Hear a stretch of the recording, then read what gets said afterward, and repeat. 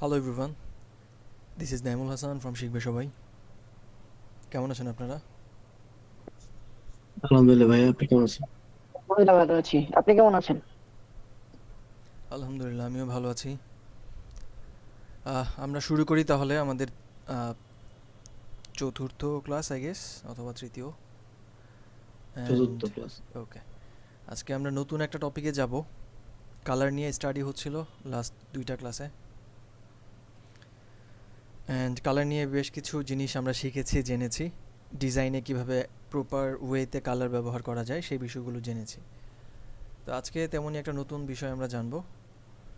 And তার আগে last ক্লাসে যে অ্যাসাইনমেন্টটা ছিল সেটা চেক করব আপনাদের ওভারঅল প্রোগ্রেসগুলো দেখে, দেন আমরা নতুন টপিকে সুইচ করছি। ইন দ্য মিন টাইম আপনাদের কোনো কোশ্চেন্স থাকলে আমাকে জানাবেন। স্টিল যদি কেউ ক্লাসরুমের অ্যাক্সেস না থাকে, আপনার মেসেঞ্জার গ্রুপে না থাকেন, আমাকে জানায়েন, আমি অ্যাড করে দিব। প্রিভিয়াস ক্লাসে আমরা হয়তো 5টা করার কথা ছিল না, কাজ কটা ছিল? জি ভাই, 5টা। ওকে, 5জন হচ্ছে এখনও অ্যাসাইন ভাইয়া, দিতে পারেননি। আমি আগের হুম, আগের ক্লাসের কাজটা জমা দিতে পারিনি, কিন্তু এখন আমি জমা দিয়ে দিচ্ছি। ওটা কি আজকে একটু দেখে দিবেন? হুম, আপনি অ্যাড করে দেন, আমি দেখবো, সমস্যা নেই। জি ভাইয়া, করেছি।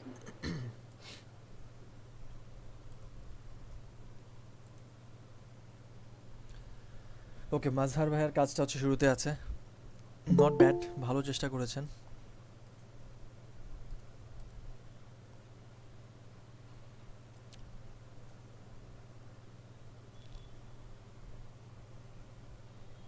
Well done. এটা কি স্ক্রিনশট নিয়েছেন নাকি মাজহার ভাই? না ভাই, আমি কাজটা করেছি, স্ক্রিনশট নিয়ে ওটার উপর কাজটা আচ্ছা করেছি। আচ্ছা, গুড ট্রাই। মূলত কালারের ব্যবহারটা যাতে যত জুৎসই হয় সেই বিষয়টাই দেখার ছিল আর কি। থ্যাংক ইউ ভাই, ভালো চেষ্টা করেছেন আপনি, ভালো হয়েছে। অনেকগুলো কাজ করেছেন। তারপর হচ্ছে রুবায়েত আবির।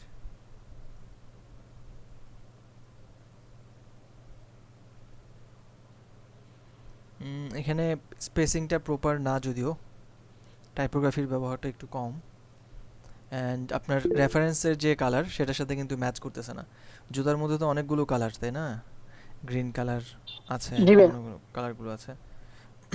এখানে আপনার যে জুতার ছবিটা, এইটা ছাড়া নাইকির যে লগোটা পিছনে, এইটাকে আপনি কনসিডার না করলেও চলবে আর কি। মেইন ছবি যেটা, সেটা হচ্ছে জুতাটা। জি ভাই। তো এই ক্ষেত্রে রেড কালারটা ইউজ না করে আপনি এখান থেকে ডিপ কোনো একটা কালার নিতে পারতেন আর কি। তো কম্বিনেশনটা একটু বেটার করা যাবে। আর বুক নাও যে বাটনটা, এটা আসলে কল টু অ্যাকশন মনে হচ্ছে না দেখে। কল টু অ্যাকশনগুলো সাধারণত এমন হয় না, একটু মডিফাই করে করতে পারবেন আই হোপ। জি ভাই। এখানে প্রচুর গ্রিন কালার, অ্যান্ড দেখাই যাচ্ছে না হোয়াইটের উপর। গ্রিন কালারটা চোখে পড়তেছে না তেমন একটা, অ্যান্ড গ্রিনের উপরও হোয়াইট ভালো মতো চোখে পড়বে না। ব্ল্যাকটা ঠিক আছে, মানাচ্ছে, কিন্তু এটা না দেখতে পাওয়ার কারণ হচ্ছে আপনাদের ওই যে ছোটোবেলায় যে থিওরি শিখছিলেন আর কি, ব্রাইট কালারের উপর কখনো ব্রাইট কালার আপনারা ইউজ করবেন না, তাহলে এটার কন্ট্রাস্ট নষ্ট হয়ে যায়, দেখা যায় না স্পষ্ট। অপোজিট রাখতে হবে।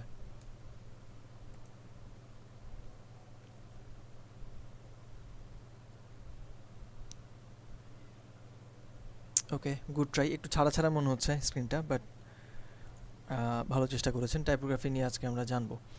থ্যাংক ইউ ভাইয়া। তারপরে করেছেন হচ্ছে আদ্রিতা।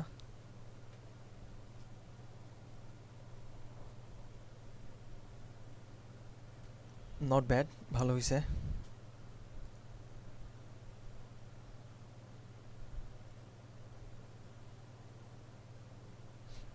ওকে, ফন্টের সাইজ হয়তো আর একটু চাইলে ইনক্রিজ করা যাবে, বাট ওভারঅল ঠিক আছে, সুন্দর লাগতেছে জিনিসটা।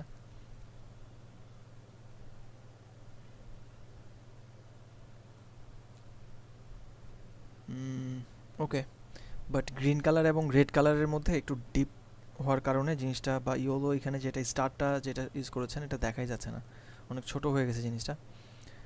আর এছাড়া বাকি অংশগুলো ঠিকঠাক মোটামুটি। নট ব্যাড, ভালো চেষ্টা করেছেন, ওয়েল ডান। তারপর দেখা যাক কে করেছেন। Farzana Akter.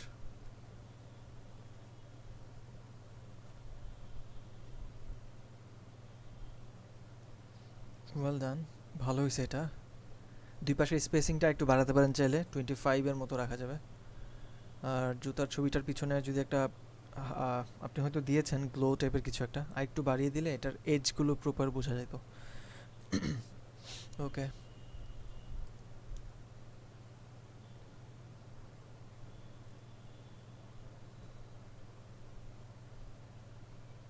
Not bad, but শ্যাডোটা ভালো দেখাচ্ছে না এখানে। আর সেম কালার, আপনার রেফারেন্সের মধ্যে যে কালার থাকে ব্যাকগ্রাউন্ডটা সেম কালার না দেয়াই ভালো। আপনি হোয়াইট অথবা হোয়াইট কালার ইউজ করে যদি ব্যাকগ্রাউন্ডে একটা সাটল কিছু শেপ ইউজ করতেন সেক্ষেত্রে হয়তো ভিজিবিলিটি প্রপার আসতো, আর এই শ্যাডোগুলো তখন মানে অ্যাপ্রোপ্রিয়েট লাগতো আর কি। ওকে,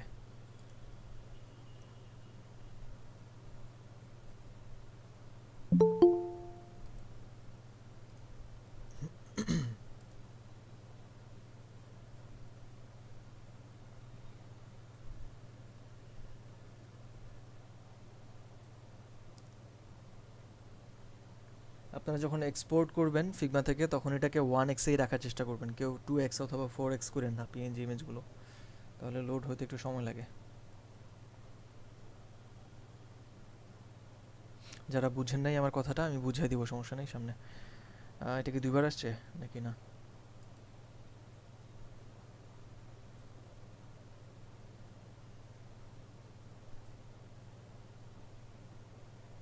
ওয়েল নট ব্যাড, ভালো হয়েছে আপনার কাজগুলো মোটামুটি, থ্যাংক ইউ, অনেকগুলো কাজ করেছেন। তারপর ইয়াসির আরাফাত করেছেন, sorry Yasin Arafat.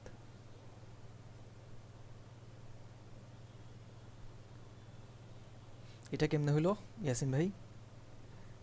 Mock up করে মানে প্রোটোটাইপ করে তারপর স্ক্রিনশট নিছেন? জি হ্যাঁ, আমার লিংকও আছে, আপনি চাইলে ডাইরেক্ট এতে ফিগমা। ওকে, ওয়েল ডান।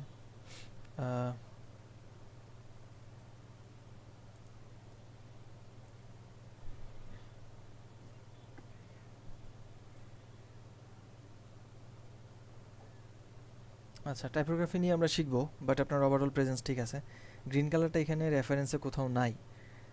অরেঞ্জ কালারটা ঠিক আছে মানানসই, বাট গ্রিনটা এখানে একটু ব্যাকআপা লাগতেছে, কার্টের যে অপশনটা মাঝখানে।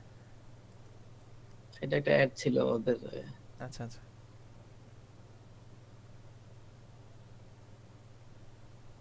ওয়েল নট ব্যাড, ভালো, বাট এখানে টাইপোগ্রাফিতে আর একটু মডিফাই করা যাবে, স্পেসিংটা একটু কম হয়ে গেছে, সার্চ বাটনটা হয়তো চ্যাপটা হয়ে গেছে, একটু স্ট্রেচিং হয়ে গেছে এখানটাতে। Well done. তারপরে কে করেছেন দেখা যাক। সারা আজমিন,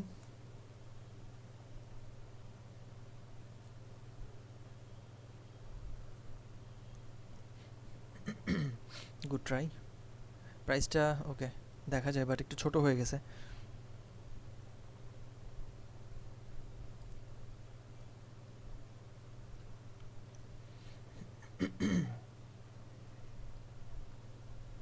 নট ব্যাড। এখানে ব্যাকগ্রাউন্ডে যে গ্রে কালারটা না পিছনে, গ্রে কালার ব্যাকগ্রাউন্ডটাকে আপনি চাইলে পুরোটা জুড়ে স্প্রেড করতে পারতেন বা করা যাবে।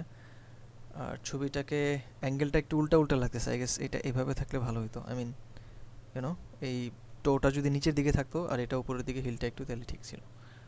নট ব্যাড, ভালো চেষ্টা করেছেন। পিছনে চাইলে একটা শেপ ইউজ করতে পারতেন random. Add to cart, buy now বা এরকম কোনো বাটন নাই, দুইটা বাটন রাখলে আই গেস ভালো লাগবে আরও।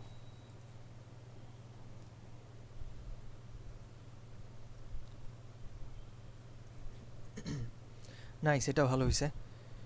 আর রেফারেন্সের সাথে আপনার কালারের সামঞ্জস্যতা ভালো এবং স্পেসিংটা মোটামুটি চলবে। Thank you. তারপর কে করেছেন দেখা যাক। আরাফ বিন সাত্তার,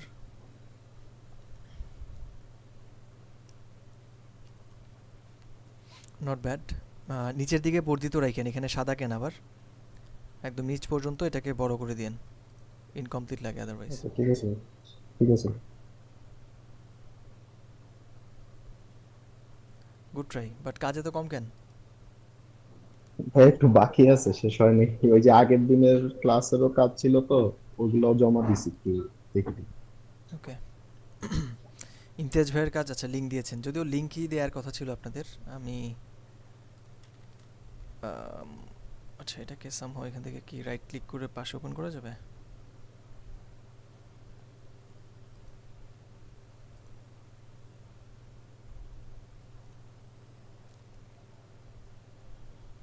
ওকে, এটা দিয়ে দেখি।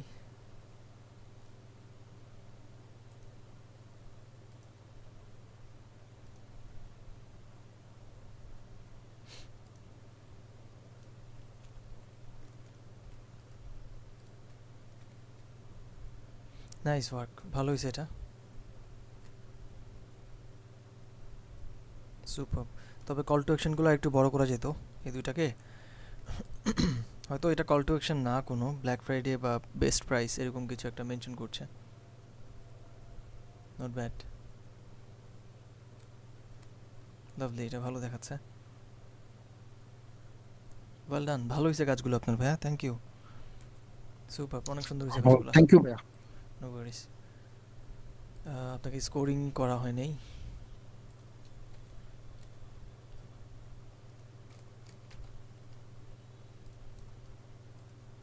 নাহিদুল ইসলাম লিঙ্ক দিয়েছেন।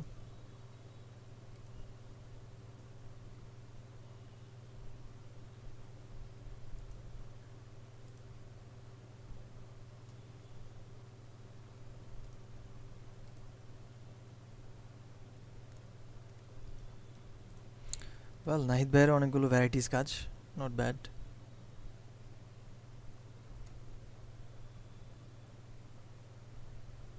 নাইস, 5টা আলাদা আলাদা প্রোডাক্ট দিয়ে আলাদা আলাদা কাজ করেছেন, ভালো হয়েছে কাজগুলো, যদিও রেফারেন্স থেকে প্রপারলি ইউজ করেছেন কালারগুলো, থ্যাংক ইউ। এবং ভ্যারাইটিসও আছে বেশ কিছু, ওয়াচ অ্যান্ড এগুলো দিয়ে, সুপার, থ্যাংক ইউ, ভালো হয়েছে ভাইয়া কাজগুলো আপনারও, ওয়েল ডান। থ্যাংক ইউ ভাইয়া। নাইস, থ্যাংক ইউ ভাই, ভালো ছিল। তারপরে কি করেছেন? লামিয়া কাজল মিসিং কেন? তারপর লিরা করেছেন, লিঙ্ক দিয়েছেন, let's see.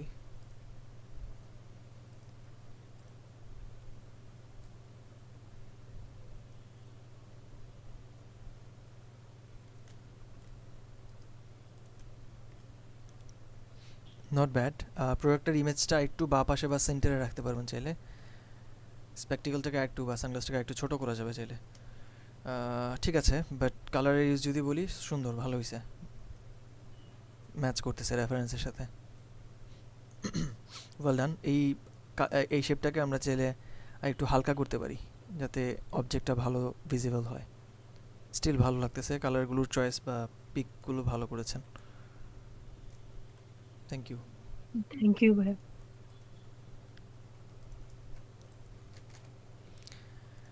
Next Sultan Mahmud missing, তারপর আখি মারিয়াম। আপনারা যারা মিসিং আসতেছে তারা কাইন্ডলি একটু ইস্যুসটা কী ছিল, কেন করা হয় নাই, এটা একটু পোস্ট করে দিয়েন, আদারওয়াইজ কিন্তু ঝামেলায় পড়বেন পরে।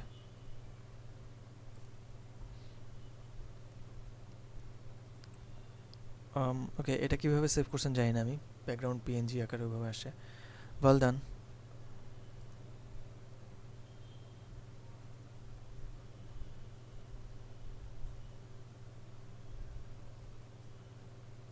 ডিজাইনটা একটু কেমন জানি, বাট কালার ব্যাকগ্রাউন্ডের পুরোটা পিঙ্ক না করে হোয়াইট করা যেত I guess. Well done, good try.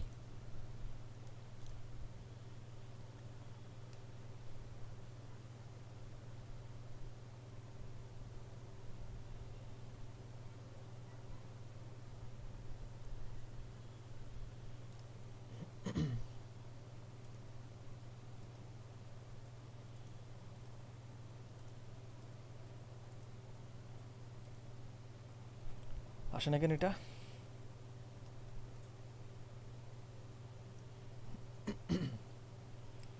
Okay, but এগুলো আনইভেন লাগতেছে, শেপটা সবগুলো সমান সাইজ না, এটা একটু ছোট হয়ে গেছে গ্রে কালারটা।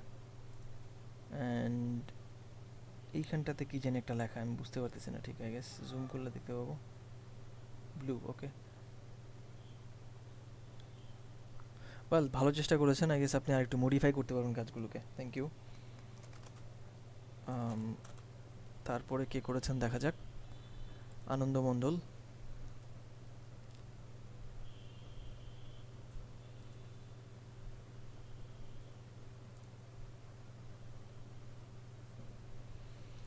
Not bad. টাইপোগ্রাফিতে আমরা শিখবো আজকে কিভাবে কি করতে হয়। আর প্রোডাক্টের ইমেজটা উপরে এবং নিচে কেটে গেছে একটু, ফুল মাইক্রোফোনটা বা হেডফোনটা নাই এখানটাতে। কালারের চয়েস যদি বলি, এখানে গোল্ডেন ধরনের একটা কালার আছে, এটার সাথে ম্যাচ করে হয়তো আপনি ইয়েলোইশ কিছু একটা নিয়ে আসছেন। ফাইন, ভালো চেষ্টা করেছেন।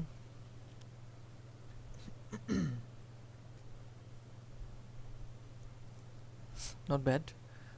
এখানে মানুষের ছবিটার পায়ের এখানটাতে একটু ব্যাকআপা লাগে। আপনারা যখন কোনো ছবি ইউজ করবেন এমনটা যাতে না হয়। কোনো মানুষের ছবিতে কখনোই এমন করবেন না, লাইক কোনো অর্গান নিচে দিয়ে এমটি বা খালি দেখাচ্ছে, তখন অড লাগে জিনিসটা। সামহাও যদি আপনি মাস্কিং করতে পারতেন তখন বিষয়টা ভিন্ন ছিল। ওকে ফাইন, এটা মাস্কিং যেহেতু আমরা দেখাইনি সেক্ষেত্রে এক্সপেক্ট না করাটাই ভালো। আর রেড কালার তো এখানে কোথাও নাই। কল টু অ্যাকশন আপনি ইয়েলোটা যদি দিতেন অথবা পিছনে পার্পল কালার ইউজ করছেন ওটা যদি দিতেন মানানসই হতো। কল টু অ্যাকশনের সাথে আপনার রেফারেন্সের কালার কোনোটাই ম্যাচ করে না। Sorry sorry.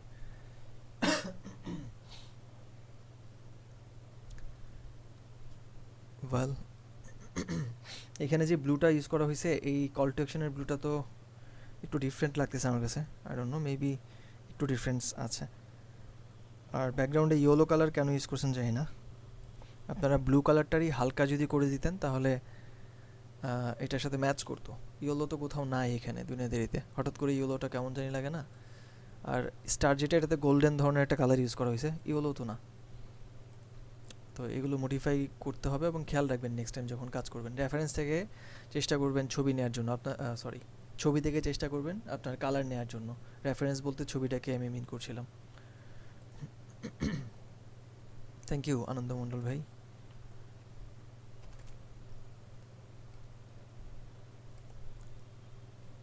মুকিত ভাই করেছেন।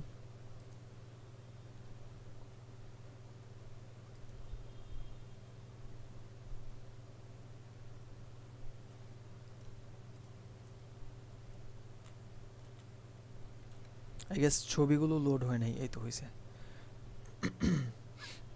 নট ব্যাড, বাট এখানটাতে কন্ট্রাস্ট নাই। সি ফেভারিটের সবগুলো লেটার্স স্পষ্ট দেখা যাচ্ছে না। কন্ট্রাস্টটা বজায় রাখতে হবে যাতে আপনার রিডেবিলিটি থাকে। টেক্সট যেখানে ইউজ করবেন সেই টেক্সটের পড়ার যাতে অ্যাবিলিটি থাকে, মানুষের দেখে যাতে পড়তে পারে, এটা খেয়াল রাখতে হবে। নট ব্যাড, ভালো চেষ্টা করছেন, বাট অনেক গিঞ্জি লাগতেছে সব কিছু, অনেক বেশি অনেক কিছু করা হয়েছে। ভালো এফোর্ট দিয়েছেন, থ্যাংক ইউ ভাই।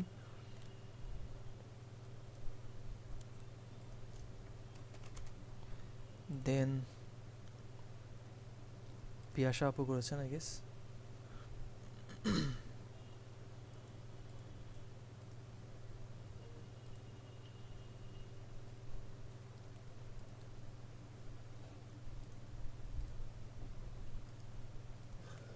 বাহ, অনেক কালারফুল অ্যান্ড অনেকগুলো জিনিস এখানটাতে। Okay, not bad.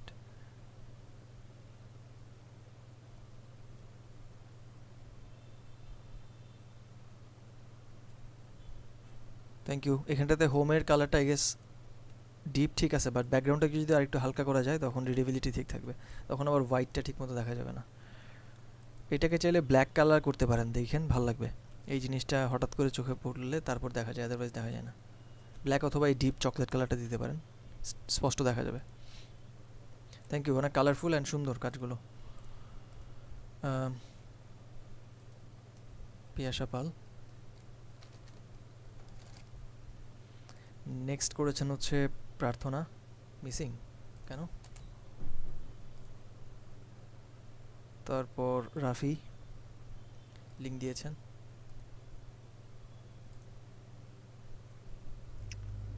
ভাই আমার মানে পুরোটা করা হয়নি, আমি মানে এডিটই করতেছিলাম। আমার ওই যে ক্লাস ছিল, অ্যাসাইনমেন্ট ছিল, তারও আমি এটা পরে কমপ্লিট করে আপনাকে আবার দেখাবো।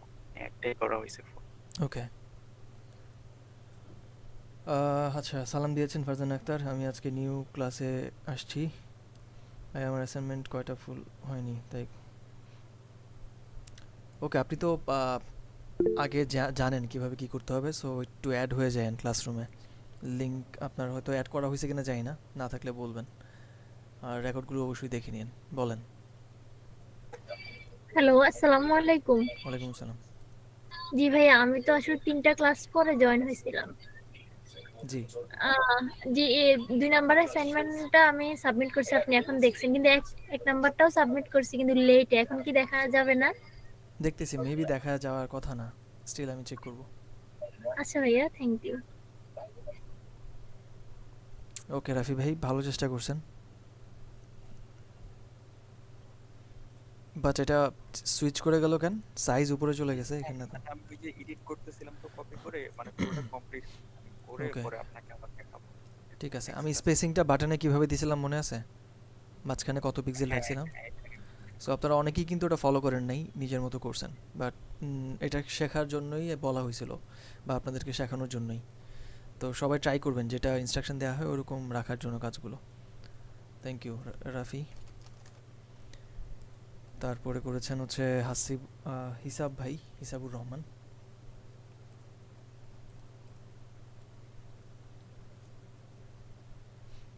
নট ব্যাড, বাট ব্লু এবং ইয়েলো কালার এখানটাতে রেফারেন্সে কোথাও নাই। ফাইন। অ্যান্ড ব্যাকগ্রাউন্ডে যেটা দেওয়া হয়েছে এটাও ব্লু না, একটু কাঁচা সবুজ টাইপের কিছু।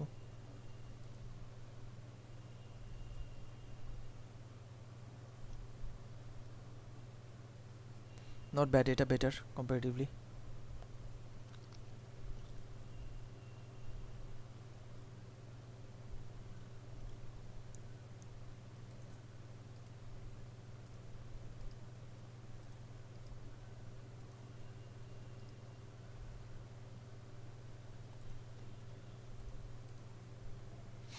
ওয়েল ডান, এটা ভালো।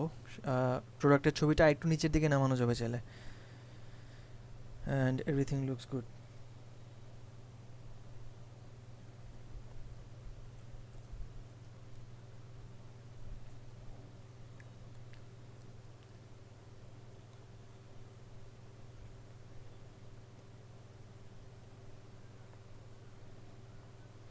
ওকে, ওয়েল ডান।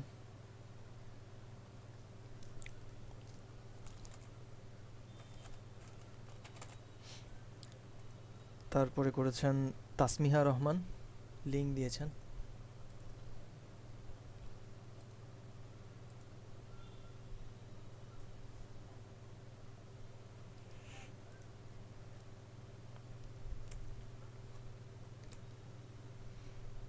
Good job.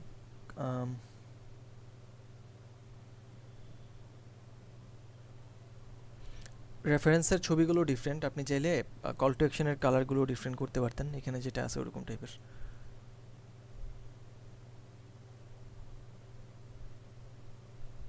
ওকে, এটা রাউন্ড করলে, উপরের অংশটা রাউন্ড করলেই চলবে। ইন্ডিপেন্ডেন্ট কর্নার দিয়ে নিচের অংশটাকে আপনি আলাদা করে বা ফুল ফ্ল্যাট রাখতে পারবেন, শুধু উপরের দুইটা কর্নার রাউন্ড করতে পারবেন। একটু কনজাস্টেড লাগতেছে, প্রোডাক্টের প্রাইসিং বা কালারগুলো খুব বেশি কাছাকাছি চলে আসছে। স্টারের মধ্যে শ্যাডো না দিলেও চলবে, স্টারের কালারটাকে একটু ডিপ করতে পারেন, গোল্ডেন ধরনের বা অরেঞ্জের থেকে একটু ডিপ।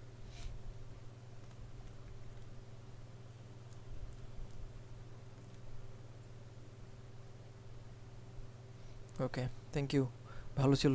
অনেকগুলো রেফারেন্সের কালার থেকে যদি আপনি কল টু অ্যাকশনগুলো চেঞ্জ করতেন, আই গেস একটু বেটার কন্ট্রাস্ট হইতো আর কি। নট ব্যাড, ভালো চেষ্টা করেছেন। তারপর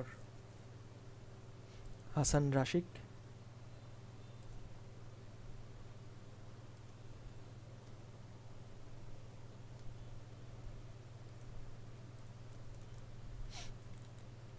ওকে, ডিফারেন্ট ইমেজ দিয়ে ডিফারেন্টভাবে ট্রাই করেছেন। কল টু অ্যাকশনের হেলথ আরেকটু মোটা করতে পারতেন উপরে এবং নিচে। আর স্ট্রোক কালার দরকার নাই তো, স্ট্রোক কালার আবার ফিল কালার, আবার এখানে মাঝখানে হোয়াইট কালার ছাড়া অন্য কালার, এত কালার দরকার নেই। আমরা 2 থেকে 3টা কালার স্টক ইউজ কালারটা করব। ভুলে হয়ে গেছিল, পরে রিমুভ করতে মনে নেই ভাই। ওকে, আর এই দুইটা সিমিলার হয়ে গেছে যে, এটাকে আলাদা করতে পারলে ভালো লাগবে আরও। আর এখানে যে হোয়াইট বা এই ব্যাকগ্রাউন্ডটা এখানে একটু ব্যাকআপা লাগতেছে। আপনি হয় পুরোটা জুড়ে দেন ব্যাকগ্রাউন্ডটাকে, অথবা দেন না, এরকম রাখেন আর কি।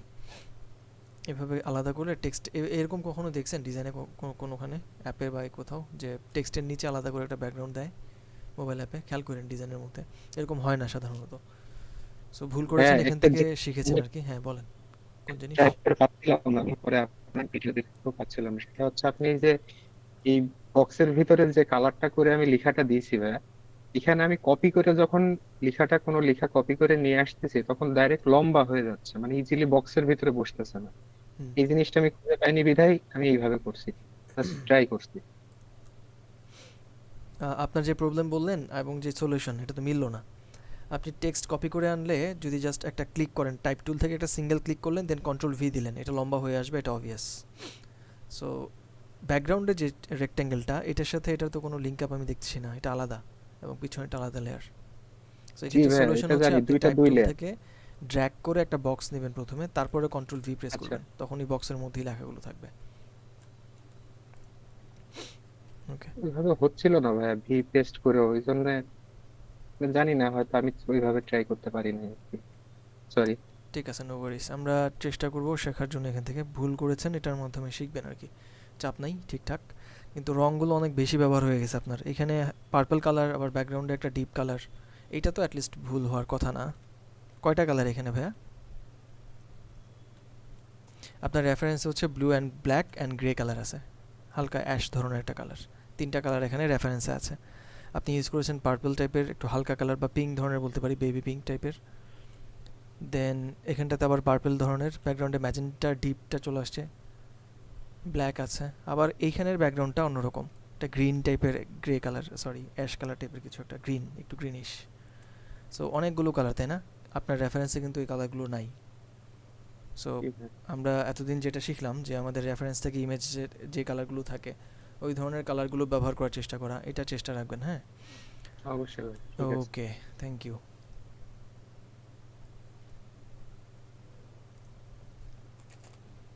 তারপর কে করেছেন? আল আমিন।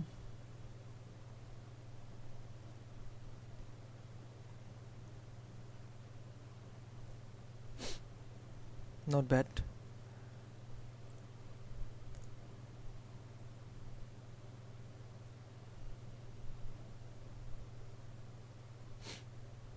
ওয়েল ডান, সব ঠিকঠাক ছিল। দুইটা জিনিস একটু পছন্দ হয়নি। নাম্বার 1, 20% ডিসকাউন্ট, এখানে একটু খাপছাড়া লাগতেছে লেখাটা। আর এইগুলো দরকার নেই, উপরে মোবাইলের চার্জ, তারপর এই যে এই জিনিসটা, এটা আমাদের না দিলেও চলে ডিজাইনের মধ্যে। এটা বাই ডিফল্ট থাকে প্রত্যেকটা ডিভাইসেই, অ্যান্ড এটা ডিজাইনের অংশ না। আপনারা যখনই মোবাইল অ্যাপের স্ক্রিন করবেন কখনও এই জিনিসটা দিবেন না, ওই যে বা পাশে টাইম, এখানে ওয়াইফাই, এসব হাবিজাবি দিতে হয় না।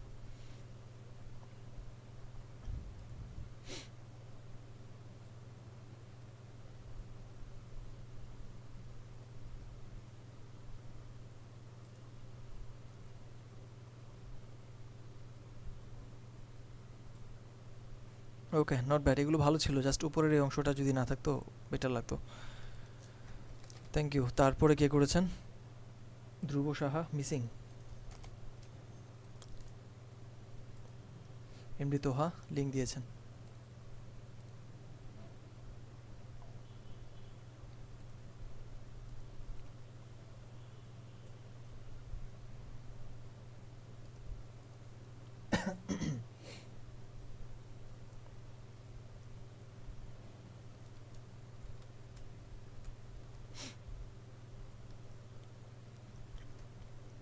ওয়েল ডান, আপনি প্রপার ওয়েতে চেষ্টা করেছেন, তবে একটু খেয়াল রাখবেন ডিপ কালারের উপর হোয়াইট হলে জিনিসটা ভালো দেখাবে। এখানে ব্ল্যাকটাও ঠিক আছে, চলবে, তবে ওই থিওরিটা একটু মাথায় রেখেন, ব্ল্যাক বা ডিপ কালারের মধ্যে যাতে উপরে হালকা কালার থাকে। এখানে দুইটা আলাদা রং, কিন্তু আমি পার্থক্যই করতে পারছি না, সেই অনেক কষ্ট হচ্ছে। সো এইটাকে চাইলে একটু হালকা করতে পারেন, অথবা এইটাকে হালকা করতে পারেন, দুইটা কালারের মধ্যে যে কোনো একটাকে হালকা রাখেন যাতে আলাদা করা যায়, আদারওয়াইজ মনে হচ্ছে একটাই কালার পুরোটা। এখানে তো ব্যাকগ্রাউন্ড আছে একটা, তাই না? একটা আপনি শেপ তৈরি করে দিয়েছেন র্যান্ডম ব্লব মেকার থেকে, কিন্তু ব্যাকগ্রাউন্ডে আলাদা করে আর এক্সট্রা শেপ না দিলেও চলতো, এরকম দেখা যেত হয়তো সেক্ষেত্রে। ভালো লাগতেছে, এটা সুন্দর হয়েছে, ওয়েল ডান। মকআপের এই জিনিসটা, তারপরে এগুলো না হলেও চলবে। এখানটাতে এরকম ব্ল্যাঙ্ক কেন? কি এটা? হবিস হয়তো টাইপোগ্রাফির কিছু একটা আসলে এখানে ভালো লাগবে, অথবা এই জিনিসটাকে আপনি রিপিট করতে পারেন। হুম, বলেন। Thank you. তো ভাই এক্সাম চলতেছে, তো এই জন্য আমি তাড়াহুড়া করে দিয়ে দিচ্ছি, আমি কম্পিউটার সামনে বসতে পারি। ওকে আমার নেক্সট টাইম ভালো হবে ইনশাল্লাহ। ওকে ইনশাল্লাহ। তারপর লাস্টলি তানহা ওয়াকিল করেছেন।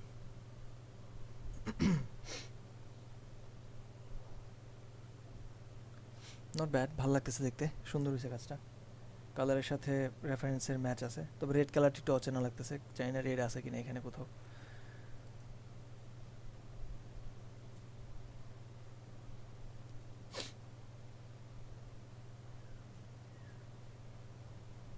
নট ব্যাড, বাট শুজের প্লেসমেন্টটা একটু জায়গা মতো যদি হইতো, মাঝামাঝি যদি থাকতো। একটু বাঁ পাশে বেশি সরে আসছে, ডান পাশে অনেক বেশি দূরত্ব বর্ডার থেকে। আর কালারের ব্যবহার বললে মোটামুটি চলবে, কিন্তু রেড কালারটার উপর বাই নাও লেখাটা হোয়াইট লিখে আপনি দেখতে পারেন, বেটার লাগবে। আর এই শেপটা নিশ্চয়ই আমি এরকমভাবে করি নাই, এটা এমন কেন?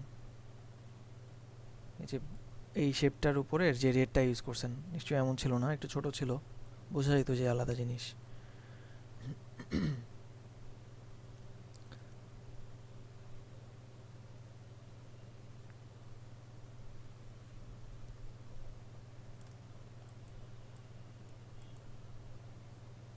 Good try. এখানে অনেক কালারফুল আপনার রেফারেন্সটা, আর এখানটাতে কালার তেমন একটা নাই, সায়ান কালার আসছে, but I don't know cyan এখানে, যদিও এখানে হিউ চলে আসছে পুরোটা, যে কোনো কালার ইউজ করা যাবে।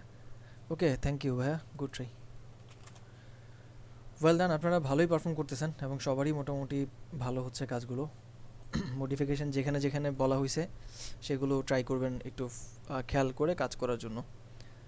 Well done. কারো কোনো প্রশ্ন থাকলে আমি শুনবো, তারপর আমরা নতুন টপিকে চলে যাব। আমার একটা কোশ্চেন ছিল, বলে ফেলেন। সেটা হচ্ছে আইকনের ফিল কালারটা কিভাবে চেঞ্জ করবো? আমি ট্রাই করছিলাম, হয়নি। এখন কই থেকে আনছেন? ওই ইয়ে থেকে, এসবিজি থেকে, আপনার যে কোনো প্ল্যাটফর্ম কোনটা ছিল? আপনার আমাদের যেটা টাইসন আইকনলি। আইকনলি। আচ্ছা, জি। আইকনলি থেকে ফিল কালার চেঞ্জ করতে চাচ্ছিলেন? জি। আইকনের কালারটা স্ট্রোক কালার আছে এরকমটা নিতে পারলে ভালো হয়। ফিল কালার অনেক সময় এসভিজি থাকলেও ওটাতে ডিফারেন্ট কালার থাকলে সলিড কোনো একটা ইমেজ দেওয়া থাকে বা সামহাও ওটা এডিটেবল থাকে না, যার কারণে ভিতরের কালারটা চেঞ্জ হয় না। সো স্ট্রোক কালার ধরনের আইকনগুলো নিতে পারলে ভালো হবে। আচ্ছা, আমরা যাবো ওইদিকে, সমস্যা নেই। আইকন আমরা বিশেষভাবে নিয়ে এসে কীভাবে কী করা যায় সব কিছু জানবো, ফিগমা সম্পর্কে আমরা দেখবো। জি বলেন। আর আমাদের অপাসিটি কিভাবে ওইটা দেখাই দিন সময় থাকলে। অপাসিটি কি?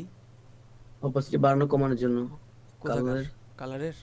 ওকে, হ্যাঁ, শেপটাকে ধরে জাস্ট এখানে আপনার ডান পাশে কন্ট্রোল প্যানেলে এখানে অপাসিটি বলে একটা অপশন থাকে, এখান থেকে কমানো যায়। আমি দেখবো এবং দেখাবো এটা নেক্সট ক্লাসে অবশ্য।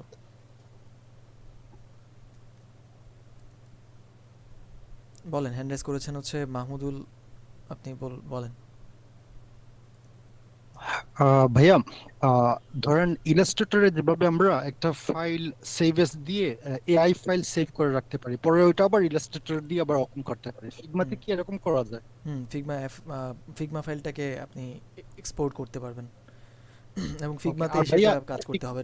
আপনার সফটওয়্যারটা হচ্ছে অফলাইন যে সফটওয়্যারটা হয় কম্পিউটারে, ওটা থাকতে হবে আর কি। বলেন। আর ভাইয়া, ফিগমা ইলাস্ট্রেটর কি ফাইল মানে ইউজ করা যায়, যেমন এআই ফাইল ফিগমাতে বা ফিগমা ফাইল এআই তে এরকম না, না। ওপেন করা যায় না। ওকে ভাইয়া, থ্যাংক ইউ। ওকে, হয়তো ভবিষ্যতে করা যেতেও পারে, বাট আপাতত আমার জানা মতে করা যায় না।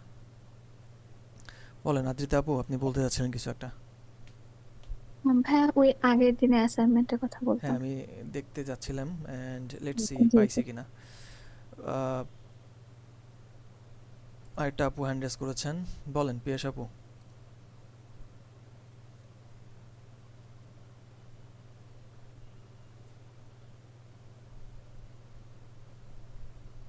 আচ্ছা, আসছে।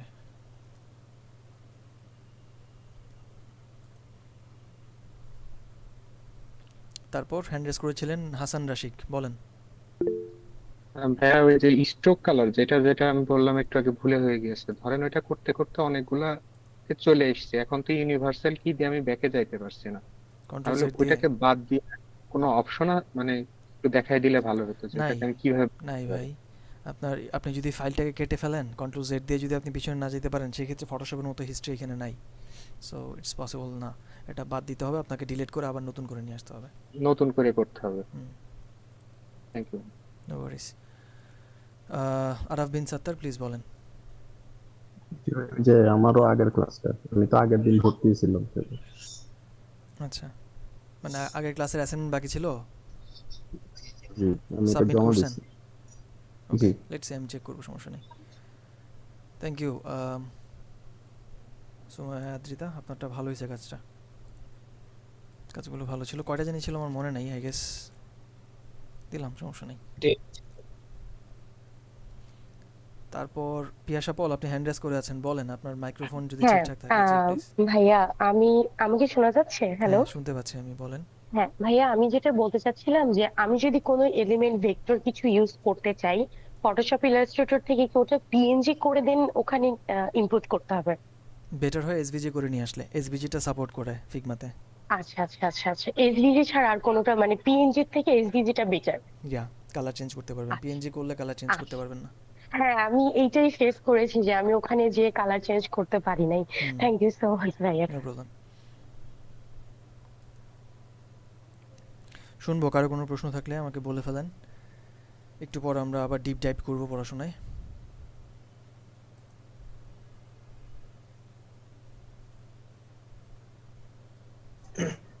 আসসালামু আলাইকুম স্যার। ওয়ালাইকুম আসসালাম। এই যে আমাদের যে গুগল ক্লাসমিটের যে লিংকটা, ওটা ফেসবুকের পেজ থেকে মানে নিচে চলে যাচ্ছে, গ্রুপ থেকে একটু প্রথম দিকে কি করে দেওয়া যায়? এটা এখানে ফিচার করা আছে তো ভাইয়া, এই যে ফিচার ফিউচার পোস্টের মধ্যে। শুধুমাত্র আপনার সেকেন্ড পোস্টটা দেখাচ্ছে, এইটা যেটা আছে আপনার মাউসের কার্সারটা হুম, ওইটা দেখাচ্ছে। এটা হচ্ছে প্রথম পোস্ট, সেকেন্ড পোস্টটাতে গেলেই তো পাবেন, তাই না? আর ক্লাসরুমের আমি তো আপনাদেরকে দিয়ে দিয়েছি, যারা যারা অ্যাড হয়েছেন তারা তো মেইলের থ্রুতেই পাবেন ক্লাসরুমের ডিটেলস। স্টিল যদি কেউ ক্লাসরুমে না থাকেন আমাকে জানাবেন। যদি আপনি ক্লাসরুমে না থাকেন তাহলে আপনি দুনিয়ার বাহিরে মঙ্গল গ্রহে আছেন, অবশ্যই ক্লাসরুমে থাকতে হবে আপনাকে। কোনো কন্টেন্টই পাবেন না, অ্যাসাইনমেন্ট অ্যান্ড ক্লাস টাস্ক কিছুই না। আরাফ ভাই, আপনারটা তো দেখছি, এবং স্কোর আচ্ছা মাত্রই করছি, সরি, থ্যাংক ইউ।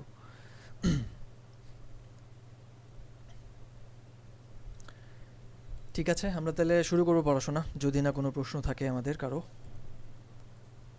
অ্যান্ড আজকে আমাদের বলা যায় ফিগমার বাহিরে পড়াশোনা শেষ, মানে বলা যায় ইউআই এর যে কাজগুলো আমরা করব সেগুলোতে যাওয়ার আগে আমাদের হচ্ছে উইদাউট ফিগমা আমরা লাস্ট ক্লাস করতেছি আর কি। নেক্সট যে ক্লাসগুলো হবে সেটা হচ্ছে আমরা ডিপ ডাইভ করবো ফিগমাতে, একদম নাক মুখ ডুবিয়ে ফিগমা শিখবো আমরা ইনশাল্লাহ। যার যত চিপা চাপাতে যত প্রবলেম আছে সবগুলো আমরা হচ্ছে সলিউশন নিয়ে আসার চেষ্টা করবো, স্ট্রোক কালার যা যা বললেন, অ্যান্ড একদম জিরো থেকে ফিগমার সব কিছুই আমরা টুলস অ্যান্ড এভরিথিং দেখব। কাজের খাতিরে আমি হয়তো গত ক্লাসে দেখিয়েছিলাম, ফিগমা সম্পর্কে টুকটাক বলেছি, বাট স্টিল আপনাদের অনেক কিছু জানা বাকি, এবং আমি সেগুলো আপনাদেরকে জানাবো ওয়ান বাই ওয়ান। অ্যান্ড এটা আজকের ক্লাসের পরবর্তী ক্লাস থেকে ইনশাল্লাহ শুরু হবে। আজকে যে ক্লাসটা হবে সেটা হচ্ছে বেসড অন টাইপোগ্রাফি। আমরা প্রিভিয়াস দুইটা ক্লাসে জেনেছি কিভাবে রঙের ব্যবহার জুৎসইভাবে করতে হয়। আজকের যে ক্লাসটা হবে সেখানটাতে আমরা জানবো হচ্ছে লেখালেখির যত ব্যবহার আছে সেগুলো কিভাবে ঠিকঠাক মতো করা যায়। তো খুব মনোযোগ দিয়ে করবেন, যারা ডিজাইনার হিসেবে নিজেকে প্রফেশনাল ডিজাইনার হিসেবে নিজেকে পরিচিত করতে চান, বা এই স্কিলটা আপনার আছে বলে জানাতে চান মানুষকে, অবশ্যই আপনার জানা উচিত কিভাবে ঠিকঠাক মতো লেখালেখির কাজগুলো ব্যবহার করা যায়। একজন অ্যামেচার ডিজাইনারের ডিজাইন অ্যান্ড একজন প্রফেশনাল ডিজাইনারের ডিজাইন আপনি দেখলেই যাতে আলাদা করতে পারেন অ্যাটলিস্ট। আমি বলছি না আপনি এখনই প্রফেশনাল হয়ে যাবেন, বলছি না আপনি এখনই একদম অ্যামেচার, হয়তো টুকটাক পারেন, ডিজাইন বুঝেন, কিন্তু কোন ডিজাইনটা ভালো আর কোন ডিজাইনটা ভালো না, বা মডিফাই করার জায়গা আছে, এই জিনিসটা শেখাটা বা এই স্কিলটা থাকাটাও অনেক বড় একটা বিষয়। আপনি যদি জাস্টিফাই করতে না পারেন কোনটা ভালো আর কোনটা মন্দ, সেক্ষেত্রে কিন্তু আপনি ডিজাইনের সেন্স, এটাকে বলে ডিজাইন সেন্সটা ঠিকঠাক না থাকলে একটু ডিফিকাল্ট হবে আপনার ফিউচার ক্যারিয়ারে যদি আপনি ভালো করতে চান। যেমনটা কমন সেন্স বলে একটা কথা আছে না, আমরা সাধারণত যেভাবে ব্যবহার করি, যে একটা কমন সেন্স না থাকলে মানুষের বিভিন্ন কাজ করে ফেলে যেগুলো কিনা কমন সেন্সের অভাবে হয়। আপনার যদি ডিজাইন সেন্স না থাকে সেক্ষেত্রে আপনার ডিজাইনের মধ্যে ওরকম ইরোরগুলো হবে।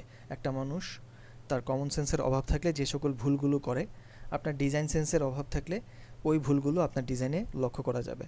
সো খুবই সেন্সিটিভ একটা বিষয়। আপনি কখনোই আমরা এমন কোনো কিছু করতে চাই না যেটাতে আমাদের কমন সেন্স লোপ পেয়েছে বা নাই এই জিনিসটা প্রমাণ হয়। এটা আমরা কখনোই পছন্দ করি না কেউ কারোর জন্য। সো ডিজাইনের ক্ষেত্রেও আপনার ডিজাইন সেন্স নাই এই জিনিসটাও যাতে আপনার ফিল করতে না হয় বা ফেস করতে না হয়। অবশ্যই আপনি ডিজাইন করতে করতে একটা সময় চর্চার লেভেলটা ওই পরিমাণে যদি আপনি করেন, অবশ্যই আপনার ডিজাইন সেন্স গ্রো করবে, অ্যান্ড ওটার জন্যই আপনি পড়াশোনা করতেছেন, প্রফেশনাল কোর্স করতেছেন। বাট খুবই সিরিয়াসলি এই জিনিসটাকে নেবেন, হেলাফেলা হিসাবে নেবেন না। আমি যেখানে যে বিষয়গুলো বা যে রুলসগুলো বা যে বিষয়গুলোকে ধরে ধরে বলতেছি এটা মডিফাই করেন, এটা ঠিক না, এটা কারেকশন করতে হবে, এটাকে আরেকটু বেটার করা যায়, এখানে এই রঙটা মানানসই না, এখানে এই টাইপোগ্রাফিটা ভালো না, এই ব্যাপারগুলো যে বলতেছি আপনাদের কাছে অনেক খাস্তা মনে হইতে পারে, এই কী বলে, ওই ভাইয়ের ভুল হয়েছে তাতে আমার কি, ওনার রং ঠিক নেই তো আমার কি, আমি খুব ভালো বুঝি। এটা যদি আপনার ফিল হয় তাহলে আপনি শিখতে একটু কষ্ট হবে বা অনেক সময় সাপেক্ষ হয়ে যাবে জিনিসটা। যে কেউ যে কোনো বিষয় ভুল করুক বা কোনো মডিফিকেশান আমি যে কারো ক্ষেত্রেই বলি না কেন, ভালো মতো অবজার্ভ করেন, একদম চিলের মতো তাকায় থাকেন কী বলতেছি আমি, কোন ডিজাইনটা থেকে কোথায় মডিফাই করতে বলতেছি। আপনি যদি এই জিনিসটা আপনার মধ্যে আত্মস্থ করতে পারেন, আপনিও জাস্টিফাই করতে পারবেন আপনার নিজের ডিজাইনকে, যে আমার এখানে কেমন হলে বেটার হবে, আমি যেটা ইউজ করছি এটা কতটুকু মানে মানসম্মত হয়েছে। মূলত এইখানটাতেই সময় যায় একটা প্রপার ডিজাইন রেডি করতে। আমরা যখন ডিজাইন করি দেখা যায় সারাদিন বসে থেকে আমরা খুবই অল্প একটু কাজ করি, বাট যতটুকু করি ওইটুকু একদম টপ নচ কাজ হয়। আর দেখা যায় যে অনেক বেশি কাজ করে যদি একটা কোনো রকম ধরতক্তা মারপের এক টাইপের কিছু একটা করে দিলাম, করতে হবে তাই করলাম, সেক্ষেত্রে ডিজাইনটা যদি মানসম্মত না হয় ওই এরকম আর কি। আপনার কমন সেন্স না থাকলে যেরকম কাজ কারবার করি আমরা, ওই ডিজাইন সেন্স ছাড়া কাজটা ওরকম দেখাবে। সো প্রফেশনাল লাইফে কখনোই এগুলো যাতে ফেস করতে না হয় সেটা একটু মাথায় রাখবেন। আর এর জন্যই একটু মনোযোগ সহকারে বোঝার চেষ্টা করবেন আমি কি বলছি এবং শেখার চেষ্টা করবেন ভালো মতো বিষয়গুলোকে। কালার নিয়ে আমরা 2টা ক্লাস করেছি, এটা অবশ্যই আপনারা ভালো মতো জেনে বুঝে নেক্সট টাইম যখন ডিজাইন করবেন একটু চিন্তা ভাবনা করবেন, তারপর কালারটা ব্যবহার করবেন। ইনফ্যাক্ট আমরা আমাদের নিজেদের প্রোডাক্ট যখন ডিজাইন করব অ্যান্ড আমাদের প্রোডাক্টের কালার্সগুলো কী হবে না হবে সেগুলো নিয়েও আমরা আবার এই লাস্ট যে 2টা ক্লাস করেছি সেই রকম বিষয়গুলোকে রিলেট করতে হবে। And in the mean time আমরা তো আরও অনেক ডিজাইন করব, ডিজাইন প্র্যাকটিস করব, সেক্ষেত্রেও আপনাদের রঙের ব্যবহারটা যাতে ঠিকঠাক হয় অ্যাটলিস্ট এটা অ্যাসিওর করবেন। আর অনেক বেশি কালার কখনোই ভালো ডিজাইনের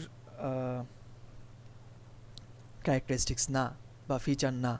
আপনি যদি ভাবেন যে অনেকগুলো রং ব্যবহার করেছেন সেক্ষেত্রে আপনি অবশ্যই বাজে একটা ডিজাইন তৈরি করতেছেন। যদি না আপনার কনসেপ্ট কোনো বাচ্চাদের প্রোগ্রামের জন্য হয় অথবা কোনো ফেস্টিভ্যালের জন্য হয়, সেক্ষেত্রে ভিন্ন হিসাব, আপনি বিভিন্ন কালারফুল ফেস্টিভ্যাল কোনো কিছু করতে গেলে করতে পারেন। বাট কর্পোরেট বা ম্যাক্সিমাম ডিজাইনে হচ্ছে লিমিটেড কালারের মধ্যে রাখা হয়, মোস্ট অফ দ্য কেসেস 2 থেকে 3টা কালার, অ্যান্ড ওগুলোর মোনোক্রোমাটিক ভ্যারিয়েন্ট। সে আপনি ব্লু কালার ইউজ করবেন, ব্লু কালারের শেডস চেঞ্জ করে করে আপনি হচ্ছে ডিফারেন্ট কালারের ব্যবহার করতে পারবেন। তবে প্রাইমারি কালার হিসেবে 1টা 2টা ম্যাক্সিমাম 3টা 4টা পর্যন্ত যেতে পারবেন যদি প্রয়োজন হয়, বাট নো, এর বেশি না, ঠিক আছে? আর এটা খেয়াল রাখবেন কালারগুলো অবশ্যই ম্যাচ করে কিনা। এই হলো কালার সংক্রান্ত বিষয়। আর আমি হয়তো প্রিভিয়াসলি আপনাদেরকে কোনো একটা ক্লাসে বলেছিলাম যে ডিজাইনের সাধারণত 3টা জিনিস থাকে, এবং আমি আমার স্টুডেন্টদেরকে একদম মাথায় গেঁথে দেওয়ার চেষ্টা করি এই জিনিসটা। অবশ্যই মনে রাখবেন 3টা মেইন জিনিস মানে ডিজাইন ফর্ম করার জন্য এগুলোই সাধারণত ব্যবহার করা হয়। যে কোনো ডিজাইনে, ভিজুয়াল ডিজাইনে যা দেখেন আপনি, ওখানে আপনি বিভিন্ন রকমের শেপের ব্যবহার দেখবেন,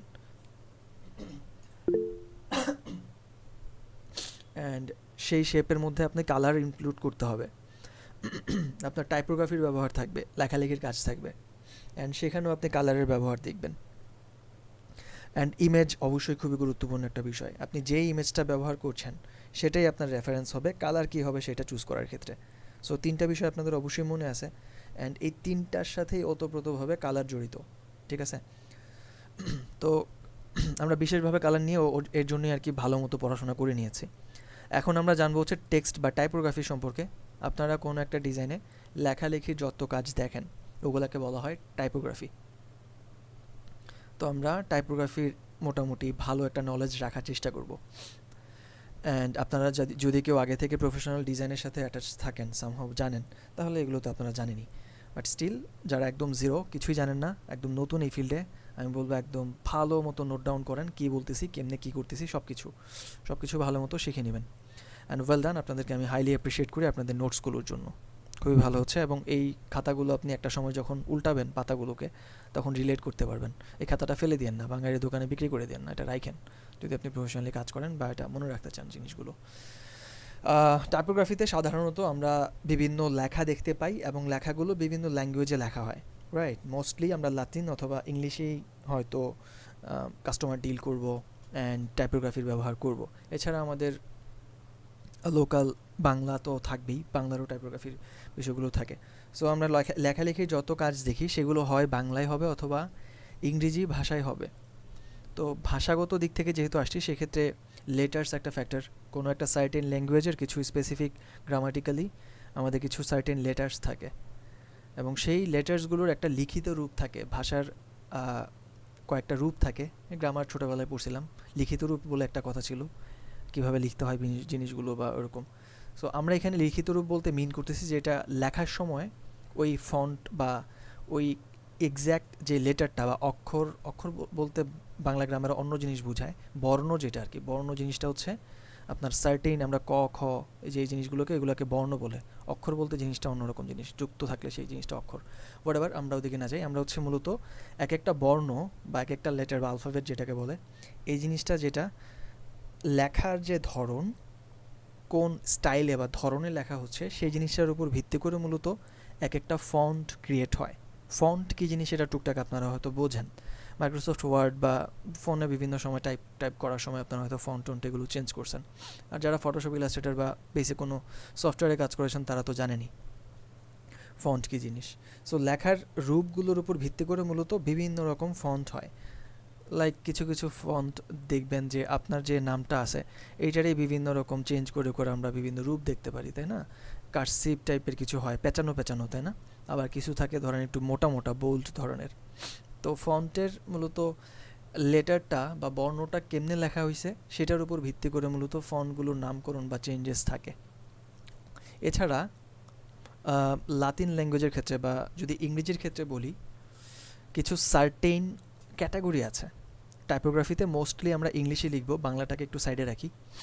ইংলিশের ক্ষেত্রে আমরা দেখতে পাবো ফন্টসের বিভিন্ন ক্যাটাগরি হয় এবং এই ক্যাটাগরিগুলো মূলত ওরা ফন্টগুলো দেখতে কেমন সেই বিষয়টার উপর ভিত্তি করে সেই ক্যাটাগরিটা করা হয়, ঠিক আছে? সো এবং সেই ক্যাটাগরি অনুযায়ী এগুলোর আলাদা আলাদা নামও আছে। হ্যাঁ, তো এই ক্যাটাগরিগুলো মেইনলি 4টা আলাদা ক্যাটাগরি পাওয়া যায়।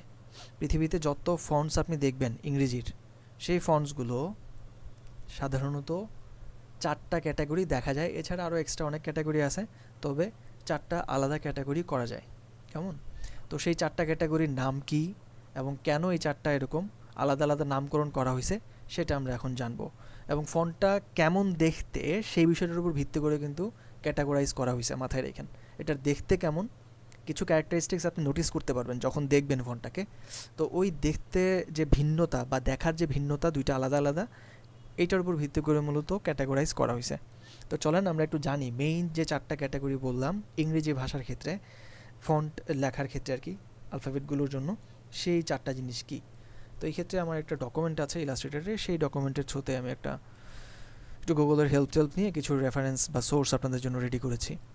তো 4টা আলাদা নাম আপনারা এখানে দেখতে পাচ্ছেন। প্রথমটা হচ্ছে স্যারিফ, দেন সান্স স্যারিফ, দেন আছে হচ্ছে স্ক্রিপ্ট, দেন ডিসপ্লে। অ্যান্ড এই যে 4টা নাম, এই 4টা নাম এক্স্যাক্টলি যেই ধরনে লেখা হয়েছে ওই ফন্টেই লেখা। যেমন স্যারিফ যে ফন্টটা বা লেখাটা যে আপনি দেখতে পাচ্ছেন, এইখানে লেখার যে ধরনটা, এইটাই মূলত স্যারিফ ফন্টের বিশেষত্ব, বা বলতে পারেন যে ক্যারেক্টারিস্টিক্সের মধ্যে অন্যতম একটা ক্যারেক্টারিস্টিক্স হচ্ছে এগুলো দেখতে এরকম হয়। কী এমন জিনিস আছে যে এটা এরকম দেখতে? যেমন সান্স স্যারিফে যদি আপনি লক্ষ্য করেন, এস যে আলফাবেটটা, এস এবং এখানে স্যারিফের যে এস, দুইটার মধ্যে একটা পার্থক্য আছে। কিসে পার্থক্য? স্যারিফের মধ্যে এজগুলো যেগুলো বা প্রান্ত যেগুলো আছে, একদম শুরু এবং শেষ, এসের শুরু এখান থেকে আমি কনসিডার করতেছি, এটা শুরু। আমি একটু জুম ইন করে দেখাতে চাই আপনাদেরকে যাতে করে আপনারা ভালো মতো রিলেট করতে পারেন। লোক, এই যে এসের যে শুরুটা, এইটা একটু সরু একটা প্রান্ত দেখা যাচ্ছে, তাই না? একটু খাড়া খাড়া বা চোখা টাইপের একটা প্রান্ত দেখা যাচ্ছে এজটার মধ্যে। তারপরে এটার এন্ডিংয়ের মধ্যেও একটু সরু সরু একটু মানে সিমিলার, কোয়াইট সিমিলার, বাট একটু সরু একটা প্রান্ত দেখা যাচ্ছে। অ্যান্ড এইটার যে মাঝখানে যে লাইনটা, পুরোটার যদি লাইনটা আপনি লক্ষ্য করেন, ফুল লেটারটা কমপ্লিট করার জন্য আমি যদি একটা লাইন কল্পনা করি, এই লাইনটার মধ্যে সেন্টারে দেখা যাচ্ছে থিকনেস সবচেয়ে বেশি, একটু মোটা, রাইট? আবার এন্ডিংয়ের ঠিক উপরে একদম থিন, চিকন। সো এই যে থিকনেস চেঞ্জ হচ্ছে, এইটাই স্যারিফ ফন্টের বিশেষত্ব। আর স্যান্স স্যারিফ যেটা, এইটার যদি আপনি লক্ষ্য করেন এস লেটারটার মধ্যে, এটা কিন্তু পুরাটা যে আপনার লাইন আছে, এই লাইনটা একই রকম থিকনেস, রাইট? আর এটার এন্ডিং অথবা প্রান্তগুলো কোনো রকম এরকম সরু প্রান্ত নাই বা এজ নাই, কেমন? তো এইটা হলো স্যারিফ এবং স্যান্স স্যারিফ ফন্টের আলাদা পার্থক্য, এবং এই দুইটা পার্থক্যের মাধ্যমেই মূলত আমরা স্যারিফ অ্যান্ড স্যান্স স্যারিফ আলাদা করতে পারি। মজার ব্যাপার হচ্ছে এই স্যারিফ বা স্যান্স স্যারিফ এগুলো হচ্ছে ফ্রেঞ্চ ল্যাঙ্গুয়েজ। স্যারিফ কথাটার মানে হচ্ছে সরু প্রান্ত, হ্যাঁ, আর স্যান্স মানে হচ্ছে উইদাউট স্যারিফ, আই মিন আপনার সরু প্রান্ত ছাড়া আর কি। সো এখানটাতে স্যারিফ বলতে মূলত আমাদের ফন্টগুলোর এন্ডিংয়ে আমরা সরু প্রান্ত দেখতে পাবো বা এরকম চোক্কা চোক্কা প্রান্ত দেখতে পাবো। এছাড়া থিকনেসটার মধ্যেও একটা পরিবর্তন দেখতে পাবেন। পুরাটা ফন্ট এর লাইন যেটা, এটা একই রকম থাকবে না, এক এক জায়গায় এক এক রকম থিকনেস আমরা লক্ষ্য করব। What about sans serif? এখানে আবার দেখেন সবগুলো একদম ফ্ল্যাট, একই রকম থিকনেস, সব জায়গাতে একই রকম দেখতে, রাইট? কোথাও হয়তো একটু স্লাইড চেঞ্জ হয়েছে, চিকন হয়েছে, বাট সব জায়গাতে প্রায়শই দেখা যায় একই রকম দেখতে থিকনেস। এই হলো স্যারিফ অ্যান্ড স্যান্স সেরিফের মধ্যে পার্থক্য। ওকে, আর স্যারিফ ফন্টগুলোর ব্যবহার করার ক্ষেত্রেও দেখা যায় এদের ব্যবহারও একটু ভিন্ন হয়। সাধারণত বিভিন্ন ট্র্যাডিশনাল যে সকল ডিজাইনগুলো আমরা করি, সেখানটাতে মূলত স্যারিফ ধরনের ফন্টগুলো ব্যবহার করা হয়। ফর এক্সাম্পল, আপনি যদি একটা ধরেন প্রফেশনাল কোনো ডিজাইন করেন বা কর্পোরেট কোনো কাজের জন্য কোনো ডিজাইন করেন, সেক্ষেত্রে স্যারিফ ফন্টটা আপনি হয়তো অ্যাভয়েড করবেন। বাট আপনি যদি কোনো একটা বিয়ের কার্ড কারোর জন্য ডিজাইন করেন, অথবা একটা ইনভাইটেশন কার্ড, কোনো একটা ফেস্টিভ্যালের জন্য কাউকে ইনভাইট করবেন আপনি, সেই ক্ষেত্রে এই স্যারিফ ফন্টটার ব্যবহারটা একটু অ্যাস্থেটিকটা বাড়াবে আপনার ওই ডিজাইনটার মধ্যে। আর স্যান্স সেরিফ যে ফন্টটা, এটার ব্যবহার মূলত এটা একটা modern font, and most of the cases nowadays আমরা এই স্যান্স সেরিফ ফন্টেরই বেশি ব্যবহার দেখি। অ্যান্ড আপনি যত ইউআই ডিজাইন করবেন সামনে, মোস্ট অফ দ্য কেসেস বা মোস্ট অফ দ্য টাইম আমরা স্যান্স সেরিফ ফন্টটাই দেখব। যত রিনোন্ড জায়ান্ট ব্র্যান্ডগুলো আছে পৃথিবীতে, সবগুলোতেই এখন দেখা যায় স্যান্স সেরিফ ফন্টটাই ব্যবহার করা হয় মোস্টলি। হ্যাঁ, যেমন আপনারা এই যে গুগল মিটে ক্লাস করতেছেন না, এই যে আপনাদের নামগুলো কোন ফন্টে লেখা, দেখে কি মনে হয়? স্যান্স সেরিফ ফন্টে, সবগুলোর থিকনেস একই রকম। তো এরকম ম্যাক্সিমাম টাইম আপনি দেখবেন মডার্ন যত ডিজাইন আছে এগুলোর মধ্যে স্যান্স সেরিফ ফন্টেরই বেশি ব্যবহার দেখা যায়, এবং আমরাও সেটা করব। ওয়েল, আরও দুইটা আলাদা ক্যাটাগরি আছে, এবং সেই দুইটার বিশেষত্ব হচ্ছে স্যারিফ এবং স্যান্স সেরিফের মতো এরা দেখতে না। স্যারিফ এবং স্যান্স সেরিফ দুইটাই কিন্তু ভদ্র, তাই না? লাইক একটু এটা এদের মধ্যে একটু মানে ভাঁজ আছে বা একটা সার্টেন প্যাটার্ন আছে, ওদের দেখে চেনা যায় ও স্যারিফ, ও হচ্ছে স্যান্স সেরিফ, আলাদা করতে পারবে, এবং ওদের একটা সার্টেন সৌন্দর্য আছে। বাট স্ক্রিপ্ট অথবা এটাকে কার্সিভ ফন্টও অনেকে বলে, অনেকে হ্যান্ড রাইটিং ফন্টও বলে, অনেক নামে অনেকে চেনে, বাট মেইনলি এটাকে স্ক্রিপ্ট বলেই আমরা কনসিডার করতে পারি আপাতত। আর এইটার বিশেষত্ব হচ্ছে এটা উঙ্গা উঙ্গা টাইপের একটা ফন্ট, এটার যে কখন কোন শেপ আসবে কে বলতে পারে না। অ্যান্ড এটা যেমনে মন চায় এমনি লেখেন। আপনি যদি আপনার নিজের মতো করে একটা জাস্ট ধরেন বাচ্চার হাতে একটা পেন্সিল দিয়ে দিলেন, ওরে বললেন যে অ্যাস এভাবে লিখতে হয়, তুমি একটা লিখো, ও ধরেন পেন্সিলটাকে দুই হাতে বা এক হাতেই একসাথে ওই যে আমরা যেভাবে গ্লাস ধরি ওভাবে ধরলো পেন্সিলটাকে, তারপর একটা ড্র করে দিল কোনো মতে, ওটা যদি আপনি চালায় দেন ফন্ট বলে চলে যাবে। আর যদি নাম দেন ওটার স্ক্রিপ্ট, তাহলে তো কথাই নেই, সবাই পৃথিবীর মেনে নিবে, হ্যাঁ ঠিক আছে এটাই আছে আপনার। তো এরকম আপনি স্বাধীনচেতাভাবে যদি কোনো ফন্ট ড্র করতে চান, সেক্ষেত্রে আপনি স্ক্রিপ্ট ফন্ট হিসেবে সেটা কনসিডার করতে পারেন, অ্যান্ড এটাকে হ্যান্ড ড্রয়িংয়ের জন্য বলা হয়। কার্সিভ বলার কারণ হচ্ছে অনেক সময় ক্যালিগ্রাফি টাইপের ফন্ট দেখি, অ্যারাবিক ক্যালিগ্রাফি টাইপের যদি আপনারা কখনো দেখে থাকেন, পেঁচানো ঘোচানো থাকে, লাইক একটার সাথে আরেকটা লিঙ্ক করা থাকে, অ্যান্ড অনেক রকমের আমরা ক্যালিগ্রাফি যদি দেখি, তখন দেখা যায় যে একটা লেটার বা অ্যালফাবেটের সাথে আরেকটা লেটারের একটা কানেকশন দিয়ে ফন্টটা কমপ্লিট করা হয়। যেমন এখানে স্ক্রিপ্ট লেখাটার মধ্যে দেখতে পাচ্ছেন সি এবং আর, তারপর আর আই পি টি, এগুলো সব একটার সাথে একটা লিঙ্ক করা সামহাও, তাই না? ইনকমপ্লিট দেখায় না, পুরোটা কমপ্লিট হয় না আর কি, ইনকমপ্লিট লাগে। সি থেকে নিয়ে একদম টি পর্যন্ত পুরোটাই জয়েন্ট, রাইট? সরি, এটা হচ্ছে স্ক্রিপ্ট ফন্টের বিশেষত্ব। অ্যান্ড এটা যে কোনো রকম হতে পারে। What about display? ডিসপ্লেটা হচ্ছে এরা স্ক্রিপ্টের মতো অতটা উঙ্গাবুঙ্গা টাইপের না, এরা একটু ভাঁজ আছে এদের, অ্যান্ড এদের মাঝখানে অনেক সময় দেখা যায় গ্যাপ থাকে। ডিসপ্লে ফন্টের একটা বিশেষত্ব হচ্ছে এদের মাঝখানে অনেক ধরনের গ্যাপ লক্ষ্য করা যায়, এবং আপনি বিভিন্ন শেপ দিয়ে যদি কখনো কোনো ফন্ট তৈরি করে কেউ, সেই ক্ষেত্রে আপনি এটাকে ডিসপ্লে ফন্ট হিসেবে কনসিডার করতে পারেন, অথবা শেপ ছাড়াও অন্য যে কোনো কিছু দিয়ে আপনি যদি কোনো ফন্ট তৈরি করেন বা লিখতে চেষ্টা করেন, সেগুলো আমরা ডিসপ্লে ফন্ট হিসেবে বলতে পারি। লেটস আমি যদি কিছু এক্সাম্পল আপনাদেরকে দেখাই ডিসপ্লে ফন্টের।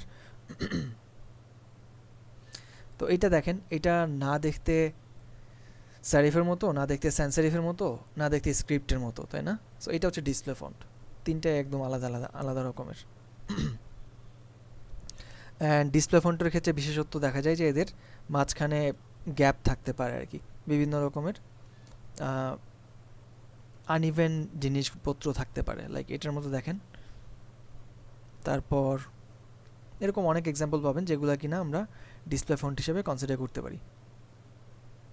তো এখন আপনি যে কোনো ফন্ট যদি দেখেন চোখের সামনে, ওই ফন্টটাকে আপনি একটা ক্যাটাগরি হিসেবে ধরতে পারবেন যে এটা কোন ধরনের ফন্টের ক্যাটাগরিতে ফেলা যায়।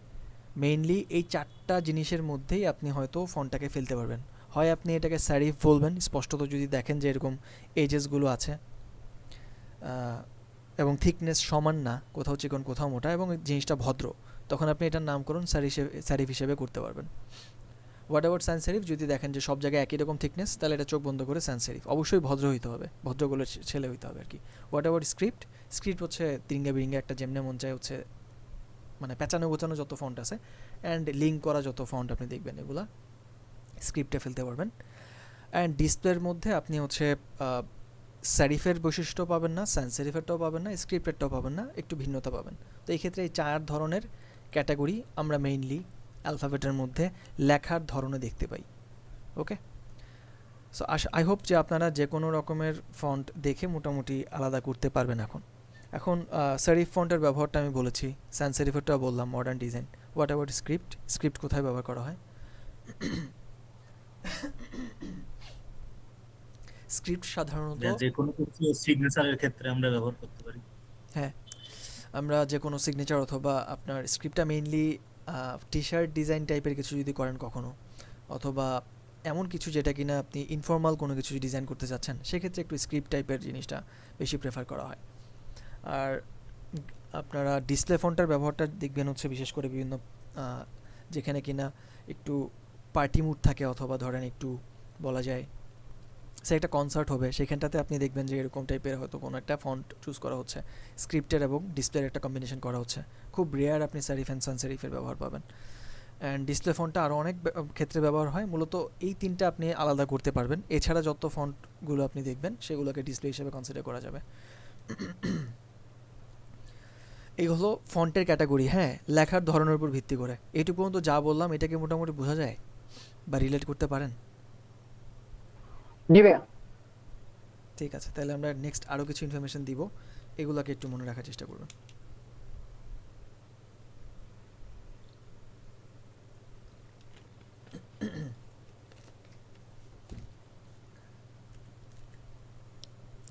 ওয়েল, তারপর হচ্ছে আমরা আলফাবেটগুলোকে বিশেষভাবে একটু শিখব। ফন্ট সম্পর্কে যেমন দেখলাম না, এখন অ্যালফাবেট যেগুলো হয়, সেই অ্যালফাবেট বা একটা সার্টেন টাইপোগ্রাফি যদি আপনি কোথাও দেখেন, সেই টাইপোগ্রাফিটার একটু ফর্মাল কিছু পড়াশোনা আছে, এগুলো দেখে কেউ ভয় পান না। এটা জাস্ট আপনাদেরকে শেখানোর জন্য আমি এক্সপ্লেন করছি, মাথায় রাখেন, বাট মেমোরাইজ করা বা একদম মনে রাখতে হবে এমন না জিনিসটা, বা এটা না জানলে আপনি ডিজাইনার হতে পারবেন না, বিষয়টা এমনও না। জানার জন্য জেনে রাখেন। হ্যাঁ, যখন আমরা কোনো লেখা দেখি এবং লেখাটা যদি একটা কোনো সার্টেন লাইনের মধ্যে থাকে, বা কোনো হেডলাইন বা হেডিং যাই বলুন না কেন, সেক্ষেত্রে কিছু নামকরণ করা যায়, প্রফেশনাল কোনো ব্যাপার আর কি। যেমন যারা গ্রাফিক ডিজাইনের টুকটাক কাজ করেন, তারা ইলাস্ট্রেটর জানেন, ফটোশপের নাম জানেন, শুধু নামই জানেন না, ওখানে কিছু টুলসের নামও আপনারা জানেন, তাই না? অ্যান্ড যারা আগে থেকে টুকটাক গ্রাফিক ডিজাইনের কাজ করেন, তারা তো একদম কয়েকটা ফন্টের নামও বলতে পারবেন। যদি আমি বলি যে সান সেরিফের কয়েকটা এক্সাম্পল বলেন, সারিফের কয়েকটা এক্সাম্পল বলেন, বলতে পারবেন। তো প্রফেশনাল যারা যে সেক্টরে, ওই সেক্টরে একদম ডিটেইল সব কিছু সম্পর্কে তাদের আইডিয়া থাকা উচিত বা থাকে নর্মালি। সো আপনারও একটু আইডিয়া থাকার জন্য আমি এগুলো হয়তো বলবো। আরেকটা ব্যাপার একটু চুটকি আকারে বলে দিই, সেটা হচ্ছে যে কোনো লেখা যখন আপনি দেখবেন যে কোনো জায়গায়, সে আমি একটা এক্সাম্পল এখানে দেখাচ্ছি, লেখার ব্যবহারটা সাধারণত দুই রকমভাবে দেখা যায়। ব্যবহারের কথা বলছি এখন, কিন্তু দেখতে কেমন ওটা না, ব্যবহারের ধরন। তো এইখানে একটা লেখা দেখতে পাচ্ছি, একটা না অনেকগুলো লেখা আছে। এই লেখাটার উপরে এন্টারপ্রেনর সলিউশন যে লেখাটা, এটা হচ্ছে একটা হেডলাইন। আর নিচে যে লেখাটা we are a boutique consulting বা কিছু একটা, এই যে এই লেখাটা, এটাকে বলা হয় বডি টেক্সট অথবা প্যারাগ্রাফ।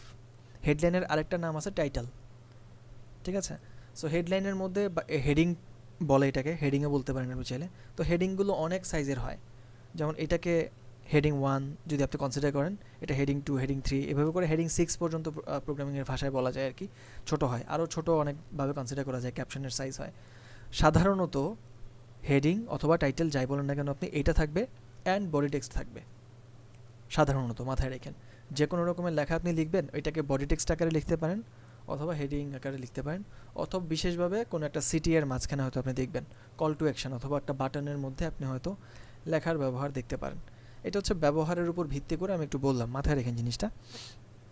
তো আমরা যখন নাকি কোনো টাইপোগ্রাফি লিখবো, তখন ওই টাইপোগ্রাফিটাতে যদি বডি টেক্সট হোক অথবা হেডিং হোক, যাই হোক না কেন, এখানটাতে এটার একটা বেজ লাইন থাকে। বেজ লাইন বলতে লেখাটার আপনার নিচের দিকে আপনি দেখতে পাচ্ছেন এই যে অংশটা, এর যে একদম শেষ হয়েছে যেখানে, টি এর নিচের অংশটা যেখানে শেষ হয়েছে এবং পি এর মাঝামাঝি অংশটা যেখানে শেষ হয়েছে, এইটাকে বলা হয় নিচের দিকে বেজ লাইন। ম্যাক্সিমাম অংশগুলো যেখানে শেষ হচ্ছে আর কি। অ্যান্ড আপনারা ছোটোবেলায় হয়তো আমি জানি না রিলেট করতে পারবেন কিনা, যারা 90s কিড আছেন, বা স্টিল এটা চলে কিনা আমি জানি না, বাচ্চাদের লেখা অনেক দিন দেখি না, বা বাচ্চা আমাদের বাসায় নাই, সো জানি না আমি। ওই যে আমরা ছোটোবেলায় লিখতাম, কিছু ইংরেজি লেখার জন্য খাতা ছিল, মাঝখানে লাইন করা থাকতো, তাই না? অ্যান্ড আমরা একটা সার্টেন লাইনের নিচে উপরে হচ্ছে লিখতাম, সার্টেন লাইনের উপরে যেতাম না, এরকম ছিল। আপার কেস লোয়ার কেস লেখার ক্ষেত্রে ভিন্নতা ছিল, তাই না? সো ওই লাইনগুলোর মতো আর কি অনেকটা এটা। তো বেজ লাইনের ঠিক নিচের দিকে যদি আপনি কোনো কিছু দেখতে পান, এটা হচ্ছে আপনার ডিসেন্ডার, যেটা কিনা নিচের দিকে চলে আসবে। আর বেজ লাইনের আপনার একটা সার্টেন উপরে পর্যন্ত, এটাকে বলা হয় একটা সার্টেন হাইট, এটার নাম হচ্ছে x height. Upper case and lower case যদি আপনি মিক্স আপ করেন, লোয়ার কেসের টপ যেটা থাকবে, লোয়ার কেস যেগুলো অথবা ছোটো হাত বড় হাত বলতে পারি আমি, ছোটো হাতের অক্ষরগুলোর যেটা টপটা থাকবে না, ওটাকে বলা হবে হচ্ছে সর্বোচ্চ হাইট, এবং এটার যে দূরত্ব বেজলাইন থেকে ওই লোয়ার কেসের সর্বোচ্চ দূরত্বর যে হাইটটা, এটাকে বলা হয় এক্স হাইট। কেমন, এই যে এখানে মেনশন করা আছে, বেজলাইনের সর্বোচ্চ এই যে এক্স হাইট পর্যন্ত এই জিনিসটাকে বলা হয়। আর অ্যাসেন্ডার মানে হচ্ছে আপনার উপরের দিকে যেটা থাকবে, অর্থাৎ এক্স হাইটের বাইরে যে জিনিসগুলো উপরের দিকে থাকবে, এটাকে বলা যায় অ্যাসেন্ডার। এক্স হাইটের নিচের দিকে যেটা থাকবে, এটাকে বলা যাবে ডিসেন্ডার। কেমন? আর একদম টপ লাইন পর্যন্ত যেই দূরত্বটা একদম উপরে, অর্থাৎ বড় হাতের যে অক্ষরগুলো, এইটার যে সর্বোচ্চ উচ্চতা, এটাকে বলা হয় ক্যাপ হাইট। মানে একদম ক্যাপ কই থাকে, মাথার উপরে না, ওরকম আর কি, একদম ক্যাপের উপরে সবার শেষে। অ্যান্ড একদম নিচের দিকে যে হাইটটা থাকে, এটাকে বলা হয় অ্যাপারচার, একদম নিচে, সবার নিচে যেটা থাকবে। এভাবে করে আমরা একটু নামকরণ করতে পারি। খুবই কমপ্লিকেটেড এবং কমপ্লেক্স লাগতে পারে, ভুলে যান, জাস্ট শুনেন, ভুলে যান, তারপরে মনে রাখতে হবে না, এগুলো লাগবেও না জীবনে, একটা দুইটা জিনিস লাগবে, সবগুলো লাগবে না। আচ্ছা, আমরা জানলাম এক্সাইট কী জিনিস, বেজলাইন কী জিনিস, অ্যাসেন্ডার কী জিনিস, ডিসেন্ডার কী জিনিস। এবার আসেন হচ্ছে, আমি সবগুলো না বলি, আপনারা প্যাচ লাগাই দিবেন, বা একটু ব্রেনটা চাপ অনুভব হতে পারে, আমি একটু নর্মালি বলি। লেটার স্পেসিং বলতে খুবই বেসিক একটা জিনিস, একটা লেটার থেকে আরেকটা লেটারের মাঝখানে যে স্পেস, এটাকে বলা হয় লেটার স্পেসিং, খালাস। লাইন তো বুঝেন, এক লাইন আরেক লাইন, এরকম এক লাইন থেকে আরেক লাইনের দূরত্ব হয়। এই যে উপরের লাইনটা না, অ্যানাটমি অফ, তারপর নিচে টাইপ ফেস, এটা হচ্ছে নিচের লাইন। সাপোজ এটা উপরের লাইন, এটা নিচের লাইন। আপনি যখন বডি টেক্সট লিখবেন বা প্যারাগ্রাফ লিখবেন, অনেকগুলো লাইন থাকবে। সো একটা লাইন থেকে আরেকটা লাইনের যে দূরত্ব, এটাকে বলা হয় লাইন হাইট, অথবা লিডিংও বলে অনেকে। একটা বেজ লাইন থেকে, একটা লাইনের বেজ লাইন থেকে আরেকটা লাইনের বেজ লাইন পর্যন্ত যেই দূরত্ব, এটাকে বলা হয় লাইন হাইট অথবা লিডিং। সো অনেক সময় আমরা টাইপোগ্রাফিতে হয়তো বলবো যে লিডিংটা একটু বাড়ান, মানে দূরত্বটা একটু বাড়ান এক লাইন থেকে আরেকটা লাইনের, অথবা লাইন হাইট বাড়ান, এরকম বলতে পারি। তো সেক্ষেত্রে আমরা বলবো যে একটা লাইন থেকে আরেকটা লাইনের মাঝখানে দূরত্ব বাড়িতে কমাইতে বলা হচ্ছে। ইভেন লেটার স্পেসিংটাও আপনাদের কমানো বাড়ানোর প্রয়োজন পড়তে পারে। অনেক সময় ডিজাইনের অ্যাস্থেটিক মেনটেন করার জন্য আমরা একটা লেটার থেকে আরেকটা লেটারের মাঝখানেও দূরত্বটা অ্যাডজাস্ট করার প্রয়োজন পড়ে। এই হলো মোটামুটি অ্যানাটমি বলা যায় টাইপ ফেসের আর কি, বা টাইপোগ্রাফিতে আপনারা যে টাইপ ফেসটা দেখেন বা বিভিন্ন রকমের একদম কোর যে বিষয়গুলো সেগুলো থেকে কিছু নামকরণ আমরা জানলাম। এখান থেকে সবটি মনে রাখার কোনো দরকার নেই, যেটা আমি বলবো সেটা মাথায় রাখবেন। নাম্বার 1, লিডিংটা মাথায় রেখেন, অথবা লাইন হাইট যেটা একটা লাইন থেকে আরেকটা লাইনের যে দূরত্ব এটা একটু মাথায় রেখেন, এটা কমাতে বাড়াতে প্রয়োজন হতে পারে এবং আপনারা ওই নামে এটাকে জানবেন। লেটার স্পেসিংটা একটু বুঝেন, দুইটা লেটারের মাঝখানে যে স্পেসিং, দ্যাটস ইট। আর বাকি যা শিখছেন বা দেখছেন এটা দেখছেন পর্যন্তই শেষ, এটা মনে রাখার কোনো দরকার নাই। যদি কেউ একদম ভালো মতো জানতে চান, শিখতে চান, তাহলে একটু কষ্ট করে শিখে নিতে পারেন। এটা না হলে যে আপনি প্রফেশনাল ডিজাইনার হবেন না এমন না। ওকে, এই হলো মোটামুটি টাইপোগ্রাফি সম্পর্কে বেসিক কিছু নলেজ। এবার আসেন, টাইপোগ্রাফি তো আমরা চিনলাম কোথায় কী জিনিস, দেখতে কেমন, ওটার উপর ভিত্তি করে নামকরণ জানলাম, ক্যাটাগরিও বুঝলাম এবং একদম কিছু ডিটেলও জানলাম, কেমনে কী করে, কতটুকু দূরত্ব, লাইন হেড, হাবিজাবি। এখন কথা হচ্ছে যে আমি কেমনে বুঝবো যে আমার কোথায় কোন টাইপোগ্রাফিটা ভালো মানাবে। যেমনটা কালারের ক্ষেত্রে আমরা বুঝতে পারছি, রাইট? কালারের ক্ষেত্রে কোন কালারের সাথে কোন কালারের কম্বিনেশনটা প্রপার হয় সেটা আমি যেমন বুঝতে পারছি। হোয়াট অ্যাবাউট টাইপোগ্রাফি, এইখানটাতে আমি কেমনে বুঝবো? সো এই ক্ষেত্রে আমরা কিছু সার্টেন রুলস ফলো করতে পারি বা কিছু নিয়ম কানুন মাথায় রাখতে পারি। এটা মেমোরাইজ করতে হবে না, জাস্ট মাথায় রাখবেন যখন কাজ করবো আর কি আমরা, তখন এই ব্যাপারগুলো মাথায় রেখে আমরা আগানোর চেষ্টা করব। কেউ কি হ্যান্ড রেজ করছিলেন মাঝখানে, বা কারো কোনো প্রশ্ন আছে? এই পর্যন্ত যা বললাম এগুলো নিয়ে বলতে পারেন থাকলে। ভাইয়া এই টাইপোগ্রাফিতে লিডিং আর আরেকটা কি মনে রাখতে বললেন? লাইন হাইট বা লিডিং, আরেকটা হচ্ছে লেটার স্পেসিং, একটা লেটার থেকে আরেকটা লেটারের মাঝখানে যে স্পেসটা না সেটা। Thank you. That's it. এবার আসেন আমরা জানবো হাউ টু পেয়ার ফন্টস। একটা ফন্টের সাথে আরেকটা ফন্ট কীভাবে জোড়া দেওয়া যায়, বা দুইটা ফন্ট যদি আপনি ব্যবহার করেন সেক্ষেত্রে কীভাবে ব্যবহার করবেন, কোনটার সাথে কোনটা মানানসই হচ্ছে সেই বিষয়টা কিভাবে আপনি বুঝতে পারবেন।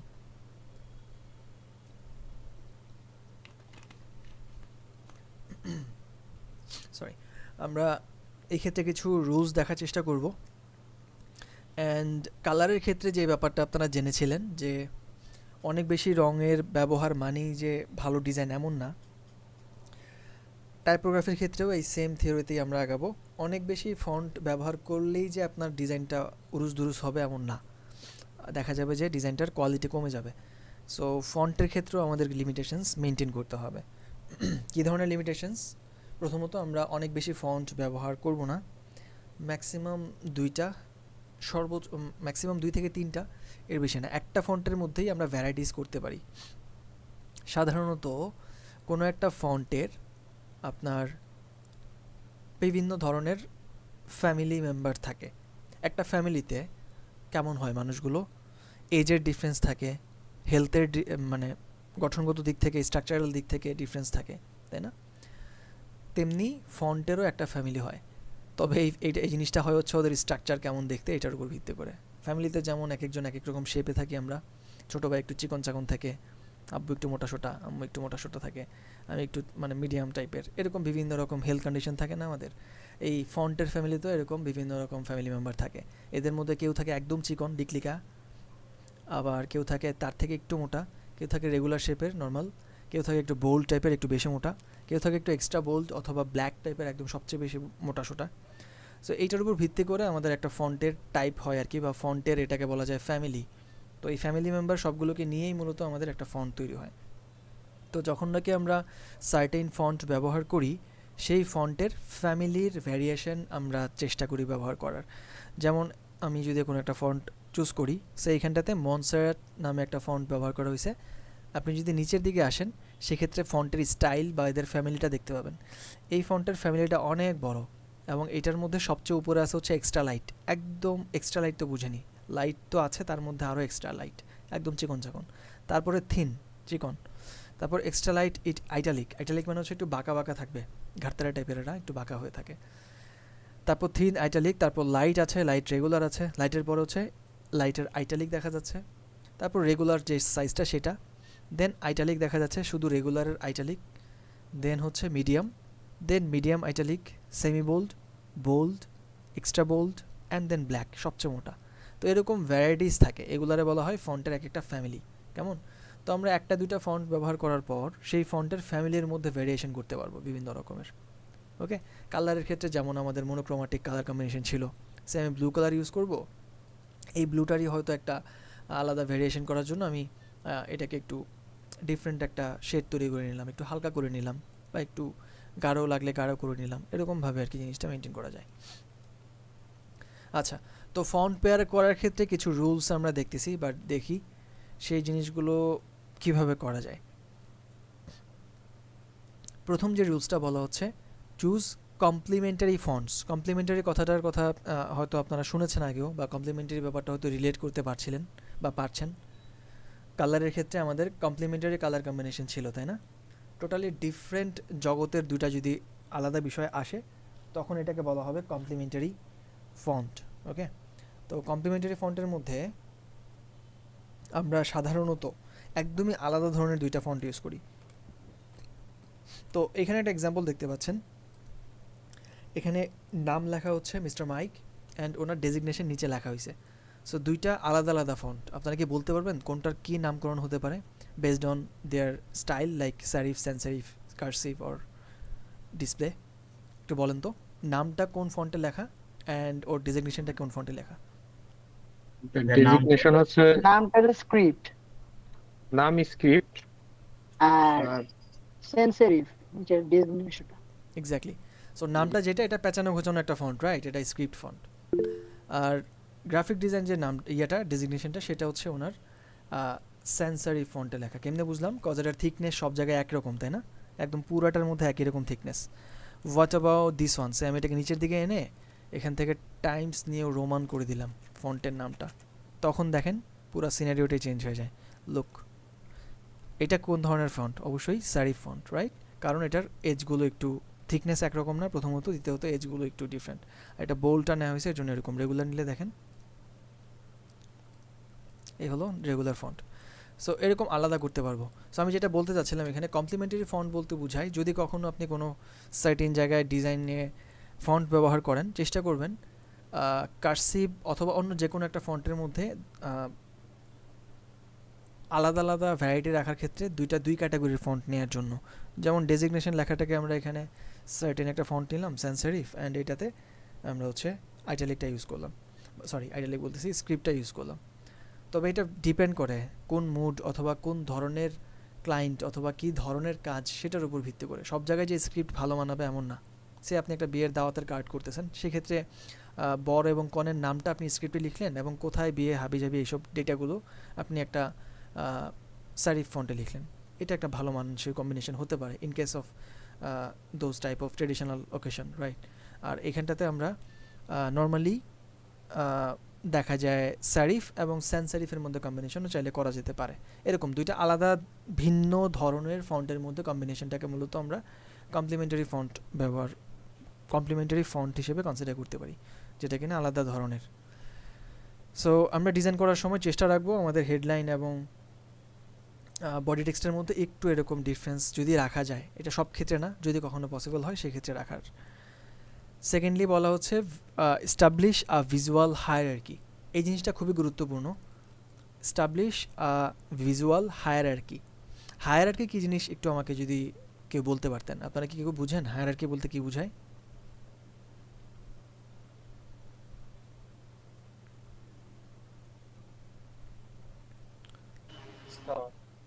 ওকে, লেট মি এক্সপ্লেইন। হায়ারার্কি বলতে মূলত বলা যায় ক্রমধারা আর কি।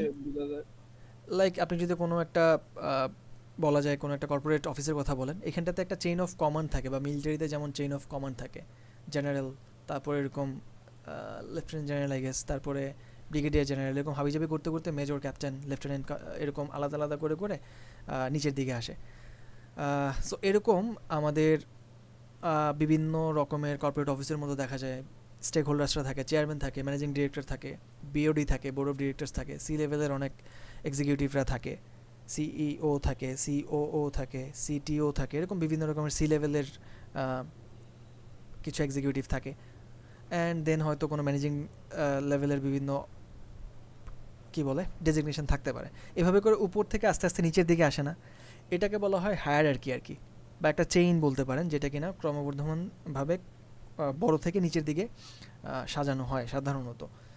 সো ভিজুয়াল হায়ারার্কি বলতে কি বোঝায়? ভিজুয়াল হায়ারার্কি বলতে সাধারণত কোনো একটা সার্টেন ডিজাইনের মধ্যে কোন লেখাটা সবচেয়ে বড় করে আমি দেখাবো এবং কোন লেখাটা কম গুরুত্বপূর্ণ, কোন লেখাটা একজন ইউজারের পরে দেখলেও চলবে, ওটাকে আমরা পরে দেখাবো। সো এই যে সাইজের ভ্যারাইটি করতেছি আমরা, ভিজুয়ালি দেখতে কোনটা ছোট কোনটা বড় যে আলাদা করতে পারছি, এইটাকেই মূলত বলা হয় ভিজুয়াল হায়ারার্কি। এটা কতটা গুরুত্বপূর্ণ আমি একটা এক্সাম্পল দিলে আপনারা রিলেট করতে পারবেন। হয়তো আপনারা এইরকম টাইপের ডিজাইনও করেছেন ক্যানভাতে। সে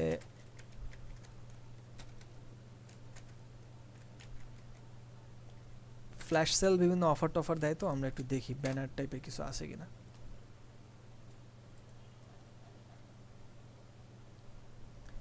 এইখানে যদি একটু লক্ষ্য করেন ভালো করে, সবচেয়ে বড় করে কোন লেখাটা দেওয়া হয়েছে? ফ্ল্যাশ সেল এই লেখাটা।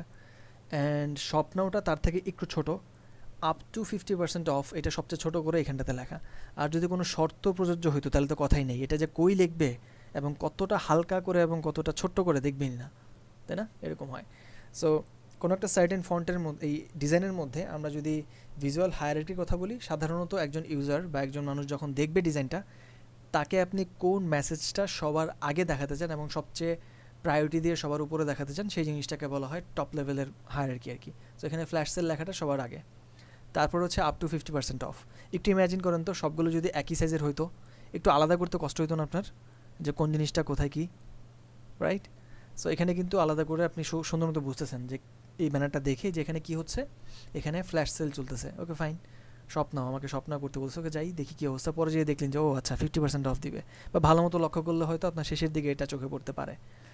এবং এরকমভাবে বিভিন্ন ব্যানারের মধ্যে মূলত আমরা হায়ারার্কি মেনটেন করি, ঠিক আছে? নিউজ পেপারের মধ্যে যদি একটু ইমাজিন করেন, হেডলাইনগুলো সবচেয়ে বড় বড় করে লেখা হয়, তাই না? বাকি বডি টেক্সটগুলো বা ভিতরের যে খবরটা সেটা ছোট্ট করে একই রকম ধরনের ফন্টে লেখা হয়। সো ভিজুয়াল হায়ারার্কি খুবই গুরুত্বপূর্ণ একটা জিনিস। কোন মেসেজটা একজন ইউজারকে আপনি সবার আগে পড়াতে চান, কোনটা সবার শুরুতে আপনি দেখাতে চান, বোঝাতে চান, সেই বিষয়টা কিন্তু এই হায়ারার্কি মেনটেন্যান্সের মাধ্যমেই দেখানো যায় বা দেখানো হয় সাধারণত। সো এটা এস্টাবলিশ করাটা খুবই জরুরি। আমরা যখন ডিজাইন করব তখন এই জিনিসটা এস্টাবলিশ করব। যেমন এখানে একটা বাংলা ফন্ট দিয়ে আমি একটা এক্সাম্পল তৈরি করে রেখেছিলাম। তো এই ক্ষেত্রে যদি আপনি হায়ারার্কির কথা বলেন, সবগুলো যদি একই রকম হইতো দেখতে, লাইক এখানে ডিফারেন্ট ফন্ট যদি ইউজ করা হয়েছে, সে আমি সবগুলোরে একই রকম করে দিলাম, কোনো হায়ারার্কি নেই, এলো। তো এইটা হচ্ছে একটা নিউজ পেপার থেকে আমি কপি করে নিয়ে আসছি জাস্ট। এটা হচ্ছে, এটা টাইটেল ছিল, এটা হচ্ছে বডি টেক্সট, এটা আরেকটা বডি টেক্সট। তো এই ক্ষেত্রে কোনটা বডি টেক্সট আমি যদি একটু কাছাকাছি রাখি, এটা দেখতে একটু কেমন লাগে না? মানে এখানে টাইটেলটা, এটা টাইটেল মনে হচ্ছে না, তাই না? সো এরকম আর কি। আমাদের এলাকার যদি এমপি সাহেব আমাদের এলাকায় আসে, একটা লুঙ্গি আর হচ্ছে একটা গামছা মাথায় বেঁধে আর একটা ফতোয়া পরে চলে আসে, আপনি কি তাকে ওইভাবে কনসিডার করবেন? বা মনে হবে এমন কেন, তাই না? এ তো এমপি হবে, একটু একটা মুজিব কোট পরবে, একটু ভাব নিয়ে আসবে, তার আশেপাশে অনেকগুলো বাইক নিয়ে মানুষ মহড়া দিবে। তো এরকম একটা আর কি টাইটেলটা বা এই জিনিসগুলোকে একটু বিশেষভাবে প্রায়োরিটি দেওয়া হয়। বা অফিসের বস যেরকম গেটআপে থাকা উচিত, ওরকম না থাকলে একটু অড লাগে জিনিসটা। সো আমরা মূলত ডিজাইনের ক্ষেত্রেও এরকম হায়ারার্কিটা মেনটেন করাটা জরুরি। তবে এটার মেইন ইউসেজটা হচ্ছে যে আমরা এটা করব মূলত কোন মেসেজটা সবার আগে জরুরি একজন ইউজারের জানা, সেই বিষয়টা উপর ভিত্তি করে। যেমন এখানে একটা ডিজাইন আমরা দেখতে পাচ্ছি, একটা home page design I guess, এবং এইটার we build products that helps businesses manage empowering startups and freelancers. এখানটাতে একটা বড় করে লেখা এম্পাওয়ারিং স্টার্টআপস অ্যান্ড ফ্রিল্যান্সার্স, এটা বড় করে লেখা। এটার উপরে যে ছোট্ট লেখাটা, এটা কিন্তু ফন্টের সাইজ ছোটো। রিজন কি? ওনারা সবার আগে এই জিনিসটাকেই চোখে যাতে পড়ে মানুষের, সেটা ইন্টেনশনালি এটাকে বড় রেখেছে, এবং সবাই যাতে দেখেই বুঝতে পারে অ্যাকচুয়ালি এরা কী করে বা এদের মেইন কাজটা আসলে কি, এরা কী করে, empowering startups and freelancers. Okay fine, how do they do that? এবং এটা সেক্ষেত্রে যদি আরও ডিটেলস আমার জানার ইচ্ছা থাকে, আমি হয়তো প্লে বাটনে ক্লিক করে ভিডিওটা দেখবো, এরকম আর কি। হায়ারার্কিটা মেনটেন করে এই জিনিসটাকে মূলত ডিল করা হয়। ওকে, দেন কনসিডার কনটেক্সট। এটা খুবই গুরুত্বপূর্ণ একটা বিষয়। কনটেক্সটটা আসলে কি আপনার কালারের ক্ষেত্রে, যেমন আমি হয়তো একটু আগেও বলছিলাম যে অনেক রকমের কালার আপনি তখনই ব্যবহার করতে পারবেন যদি এটা কোনো ফেস্টিভ টাইপের কিছু হয়। সে আপনি হচ্ছে পুরান ঢাকায় কিছু ফেস্টিভ্যাল হয় না, সাকরাইন নাকি জানি বলে, অথবা ধরেন বিভিন্ন ধর্মাবলী মানুষের আলাদা আলাদা ফেস্টিভ থাকে, কালার নিয়ে ওনারা অনেক খেলা করে। তো ওরকম টাইপের কিছু যদি আপনি তৈরি করেন, অথবা ধরেন আপনি একটা বাচ্চার বার্থডে উইশ করবেন কারো, তো সেই ক্ষেত্রে যদি আপনি একটা ব্ল্যাক কালারের কিছু নিয়ে আসেন বা খুবই মানে একটা দুইটা কালার নিয়ে আসেন, সেটা আসলে মনের অবস্থাটা প্রকাশ করে না ঠিকঠাক মতো। তো সেক্ষেত্রে হয়তো আমরা অনেক বেশি কালার ইউজ করবো, যত কালার আছে দুনিয়ার সব হয়তো নিয়ে আসবো। সো কনটেক্সটটা আসলে কি সেটার উপর ভিত্তি করে যেমন রঙের ব্যবহার করা হয়, একইভাবে ফন্ট আমি কোনটা ব্যবহার করব সেটাও কনটেক্সটের উপর ডিপেন্ড করে। সে আপনি একটা ফর্মাল সিভি লিখবেন, অথবা আপনার বসের কাছে একটা মেইল করবেন, বা একটা কভার লেটার আপনি হয়তো অ্যাটাচ করবেন কোনো একটা জবেতে অ্যাপ্লাই করার ক্ষেত্রে, তো ওখানটাতে কী ধরনের ফন্ট আপনি ইউজ করবেন, তাই না? তো এই ক্ষেত্রে যদি আপনার নামটাকে আপনি একটা কার্সিভ ফন্টে লিখেন, এবং আপনার ডেজিগনেশন অথবা আপনার এডুকেশনাল ব্যাকগ্রাউন্ডটাকে যদি আপনি একটা ইয়ো টাইপের কোনো একটা ফন্ট দেন, ডিসপ্লে টাইপের একটা, তাই না? তো এবং এরকম উঙ্গা টাইপ যদি একটা ডিজাইন দেন, সেই জিনিসটা আসলে কনটেক্সটের সাথে যায় না। আপনার রেলেভেন্ট যে টার্গেটেড যে অডিয়েন্স অথবা আপনি যাকে দিতে যাচ্ছেন, উনি কোন কনটেক্সটে আছে, কতটা সিরিয়াস বা সিনসিয়ার মোডে উনি থাকে, সেই বিষয়টার উপর ভিত্তি করে আপনাকে কনটেক্সটের ফন্টটাকে চুজ করতে হবে। সো আপনি অলরেডি জানেন কোথায় আমরা সারিফ, সান সারিফ এবং স্ক্রিপ্ট ইউজ করি এবং ডিসপ্লে ইউজ করি। তো এই জিনিসটা বুঝে শুনে তারপর কনটেক্সট বুঝে আপনি কনসিডার করবেন যে আমার কোন ফন্টটা নেওয়া উচিত। যদি একান্তই বুঝতে না পারেন, সেক্ষেত্রে একটু ঘাটাঘাটি করবেন, একটু গুগল করবেন যে এই ধরনের ডিজাইনগুলো কেমন হয়, রেফারেন্স দেখবেন। একদম শুরুর দিকে আমি ডিজাইন সেন্স নিয়ে কথা বলছিলাম না, ডিজাইন সেন্স খুবই গুরুত্বপূর্ণ, এবং ডিজাইন সেন্স ইনক্রিজ হয় এবং ইনক্রিজ করা যায়, গ্র্যাজুয়ালি ইনক্রিজ হয়। কীভাবে সেটা করতে হয় সেটার কিছু স্কোপও আছে, বা আপনি একটা সার্টেন ওয়েতে আগাইলে আপনার ডিজাইন সেন্স গ্রো করবে। তো এর জন্য টিপস থাকবে কিছু, এর মধ্যে প্রাইমারি টিপস হচ্ছে আপনাকে অনেক বেশি ডিজাইন দেখতে হবে, এবং অবশ্যই কোয়ালিটি ডিজাইন। কোনো বাজে ডিজাইন আপনি দেখে কখনো এক্সাম্পল হিসেবে নিলে সেটা আপনার ডিজাইন সেন্সটা ওরকম বাজেই হবে। সো অবশ্যই কোয়ালিটি ডিজাইন আপনাকে অনেক বেশি দেখতে হবে, অ্যান্ড কোয়ালিটি কোনটাতে ভালো হয় কোনটাতে মন্দ হয় সেটাও আপনাকে জাজ করার ক্যাপাবিলিটি থাকতে হবে। যার কারণে আপনাদের ক্লাসের শুরুতেই একদম বিসমিল্লাতেই আমাদের কতক্ষণ রিভিউ করা হয়, প্রায় 40 মিনিটস বা 30 মিনিটস অ্যাবভ আমরা রিভিউ করি। কেন? যাতে আপনি বুঝতে পারেন কোথায় মডিফিকেশান আছে এবং কোন কোন ডিজাইনটা কোথায় আমি ভালো বলতেছি, কোনটা খারাপ বলতেছি। এই ব্যাপারগুলো আপনার শেখা উচিত, বা যত দ্রুত আপনি শিখবেন তত দ্রুত আপনি জাস্টিফাই করতে পারবেন ভালো এবং মন্দ ডিজাইনের মধ্যে। আর এটা করতে পারলে আপনি নিজেই যখন কোনো ডিজাইন দেখবেন বলতে পারবেন, হ্যাঁ এটাকে আমার রেফারেন্স হিসেবে নেওয়া উচিত না, এর থেকে বেটার কোনো ডিজাইন দেখে পাই কিনা। তো ওরকম আর কি। তো এটা একটা ওয়ে। আরেকটা হচ্ছে ডিজাইন প্র্যাকটিস করা, প্র্যাকটিস অথবা প্র্যাকটিস, এটা ছাড়া আর কোনো গতি নেই। আপনাকে ডিজাইন দেখতে হবে অনেক বেশি এবং ডিজাইন করতে হবে নিজে, তারপর আপনি ডিজাইন সেন্স গ্রো করতে পারবেন। এবং এটা যত সময় যাবে তত আপনার ডিজাইন সেন্স ভালো হবে এবং খুব দ্রুত আপনি ডিজাইন করতে পারবেন, ফাস্ট অ্যান্ড অ্যাকুরেট আপনি হতে পারবেন। লাইক আপনি খুব দ্রুত তার সাথে ভালো মতো ডিজাইন সেন্স বজায় রেখে আপনি কাজ করতে পারবেন আর কি। ওকে, তো কনসিডার করাটা জরুরি। ডিজাইন সেন্স যদি আপনার ভালো থাকে সেক্ষেত্রে আপনি কনসিডার করতে পারবেন এবং চুজ করতে পারবেন। আউট অফ হান্ড্রেডস অফ এক্সাম্পলসের মধ্যে আপনি আলাদা করতে পারবেন যে এটা ভালো এটা খারাপ। সো কনটেক্সট কনসিডার করার ক্ষেত্রে যদি আপনি কনফিউজড থাকেন যে ভাই এই কনটেক্সটের সাথে আসলে কোন ফন্টটা যাচ্ছে বুঝতেছি না, তখন একটু গুগল করেন, ড্রিবলের কিছু ডিজাইন দেখেন ফিগমাতে, বা আপনার ফিগমা কমিউনিটি আছে ওখান থেকে দেখেন। তারপর আরও কিছু প্ল্যাটফর্মের সাথে আমি পরিচয় করে দিব, সেগুলো দেখে দেখে আপনি কনটেক্সটটাকে কনসিডার করতে পারবেন, এবং আমরা ওদিকেই যাচ্ছি আস্তে আস্তে। তারপর হচ্ছে যে ব্যাপারটা বলা হচ্ছে সেটা হচ্ছে মিক্স সারিফ অ্যান্ড সান সারিফ ফন্ট। আপনি সারিফ এবং সান সারিফের মধ্যে মিক্স আপ করতে পারেন, তখন জিনিসটা দেখতে ভালো লাগে। যেমন এখানে যে এক্সাম্পলটা দেওয়া হয়েছে, এটার মধ্যে উপরে যে হেডলাইনটা এটা একটা সারিফ ফন্টে লেখা, অ্যান্ড টাইটেলটা বা বডি টেক্সটটা যেটা এটা একটা সারিফ ফন্টে লেখা। তো এরকম আপনি চাইলে আলাদা কনসিডার করতে পারেন। টাইটেলের ক্ষেত্রে ফন্ট এক রকমের, বডি টেক্সটের ক্ষেত্রে এক রকমের ফন্ট, এতে করে আপনার একটা ভালো কম্বিনেশন তৈরি হয়। এটা ওয়ান কাইন্ডা কম্বিনেশন হতে পারে। নট অনলি সারিফ অ্যান্ড সান সারিফ, চাইলে আপনি স্ক্রিপ্টও করতে পারেন, but it depends on the context.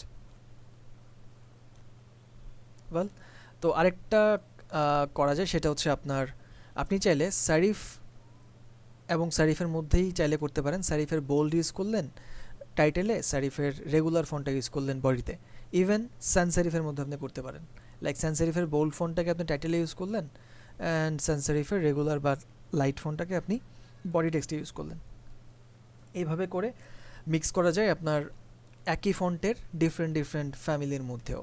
যেমনটা আমরা যে রেফারেন্সটা এখানে দেখতেছি, এটার মধ্যে দেখেন টাইটেলের মধ্যে কিন্তু সান সারিফ ফন্ট ইউজ করা হয়েছে। ইভেন বডি টেক্সটের মধ্যেও সান সারিফ, অ্যান্ড কল টু অ্যাকশনও ইভেন সাবটাইটেলের মধ্যে একই জিনিস। সবগুলো সেন্সারি ফন্ট, বাট এরা কিন্তু সবগুলোর থিকনেস একরকম না, বা ফ্যামিলি একই টাইপের না, বা স্টাইল বলতে পারি আমরা একরকম না। এটা একটু সেমি বোল্ড টাইপের আই গেস, অথবা রেগুলার। এটা হচ্ছে বোল্ড, এটা রেগুলার, এটা আবার একটু সেমি বোল্ড টাইপের বা মিডিয়াম টাইপের একটা ফন্ট, থিকনেসের দিক থেকে একটু মোটা আর কি। তো এই জিনিসটা হচ্ছে এরকম আপনি ভ্যারাইটিস করতে পারবেন, একই ধরনের ফন্ট এবং একই ফন্ট ক্ষেত্র বিশেষে একই নামের ফন্ট, এবং ওদের মধ্যে ডিফারেন্ট ডিফারেন্ট ফ্যামিলির ভিন্নতা আর কি। এইভাবে করে আমরা কম্বিনেশন করতে পারবো। ওয়েল, তারপরে যদি বলি সেক্ষেত্রে আসবে হচ্ছে ক্রিয়েট কন্ট্রাস্ট।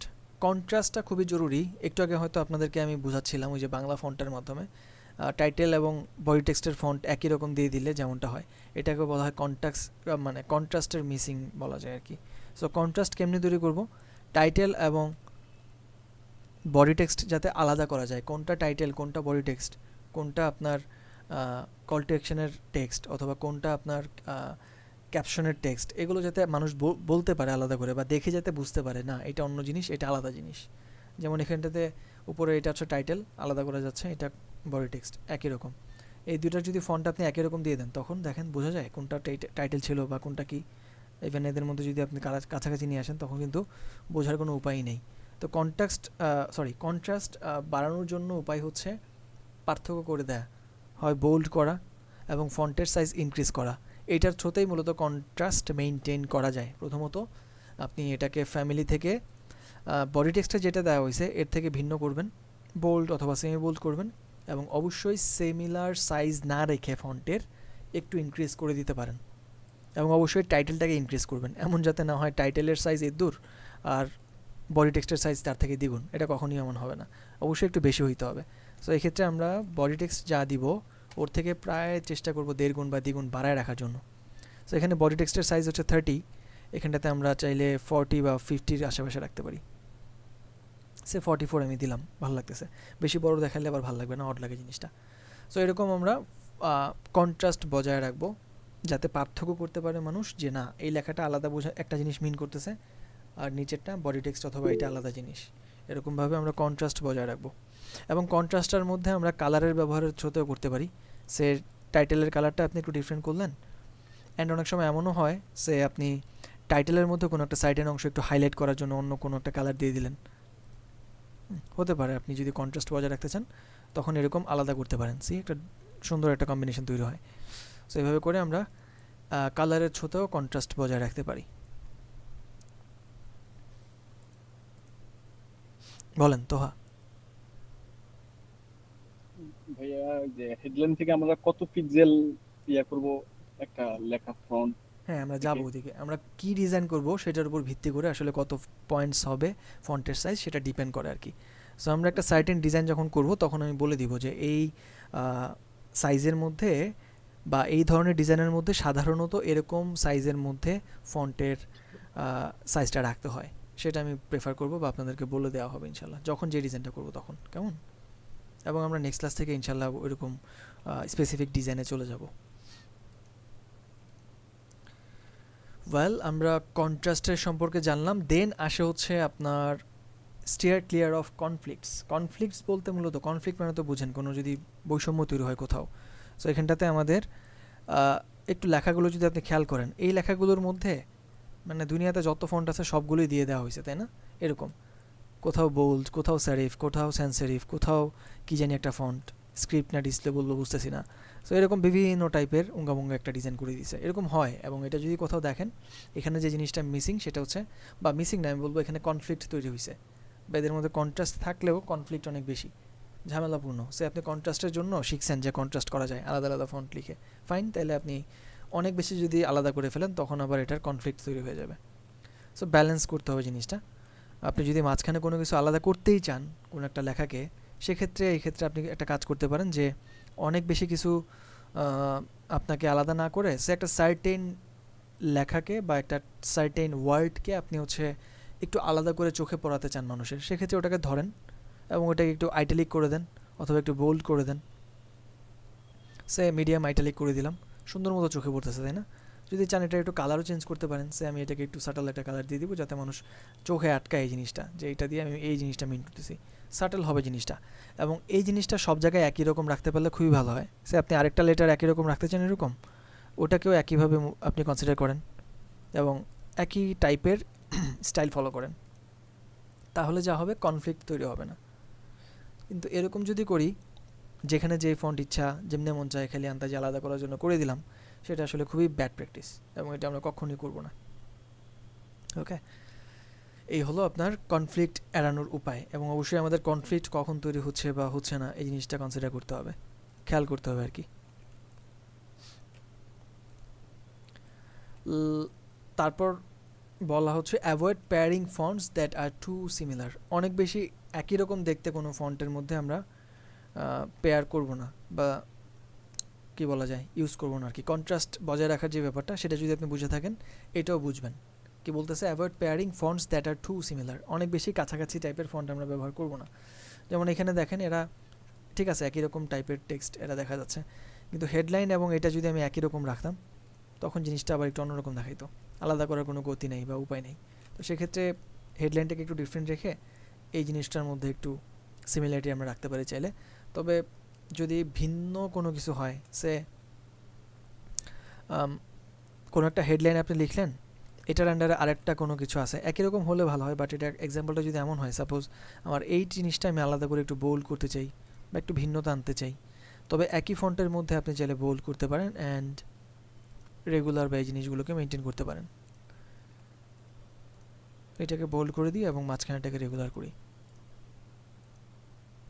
যদি আরও থিন ফন্ট হয়তো নিতে পারতাম। সো এই জিনিসটা মূলত সিমিলার ফন্ট ব্যবহার না করে একটু ডিফারেন্ট করার জন্য ডিফারেন্ট ফন্টও আমরা চাইলে নিতে পারি। সে এখান থেকে যদি আমি রোবোটো নেওয়ার চেষ্টা করি, এটা একটা আলাদা ফন্ট, অ্যান্ড এখান থেকে যদি ল্যাটো নেওয়ার চেষ্টা করি, এটা একটা আলাদা ফন্ট। যদিও সবগুলোই সান সেরিফ, বাট স্টিল এগুলোর মধ্যে ভিন্নতা আছে। ওকে, তো এরকম পয়েন্টার আকারে কোনো কিছু লিখলে এখানে আলাদা না করাই ভালো। মেইনলি আমি হেডলাইন এবং ওইটার মধ্যে যেই পার্থক্যটা করলাম এটা করবেন, তাইলেই হবে। অর্থাৎ এগুলো একই রকম থাকুক সমস্যা নেই, বাট হেডলাইনের মধ্যে যাতে পার্থক্য করা যায়। ওই যেটা বললাম, কন্ট্রাস্টের ব্যাপারটা বুঝলে সিমিলার ফন্টগুলো অ্যাভয়েড করতে পারবেন আপনি। আচ্ছা, এটা অলরেডি আমি বলে ফেলছি, use fonts from the same family. ঠিক আছে, একই ফন্ট বাট ওদের ফ্যামিলি যেটা, ওখান থেকে আপনি আলাদা আলাদা ফ্যামিলি ইউজ করতে পারেন। যদি প্রয়োজন বোধ করেন কোনোটা লাইট রাখতে পারেন, কোনোটা রেগুলার রাখতে পারেন, কোনোটা আইটালিক, বোল্ড, সেমি বোল্ড অথবা মিডিয়াম। সো এরকম আমরা কোনো একটা ফন্টের এরকম বিভিন্ন রকম ফ্যামিলি দেখতে পাই, সেগুলোকে ব্যবহার করতে পারি আর কি। এই হলো মোটামুটি বিষয়। আর আই গেস শেষ প্রায় সাজেশনগুলো।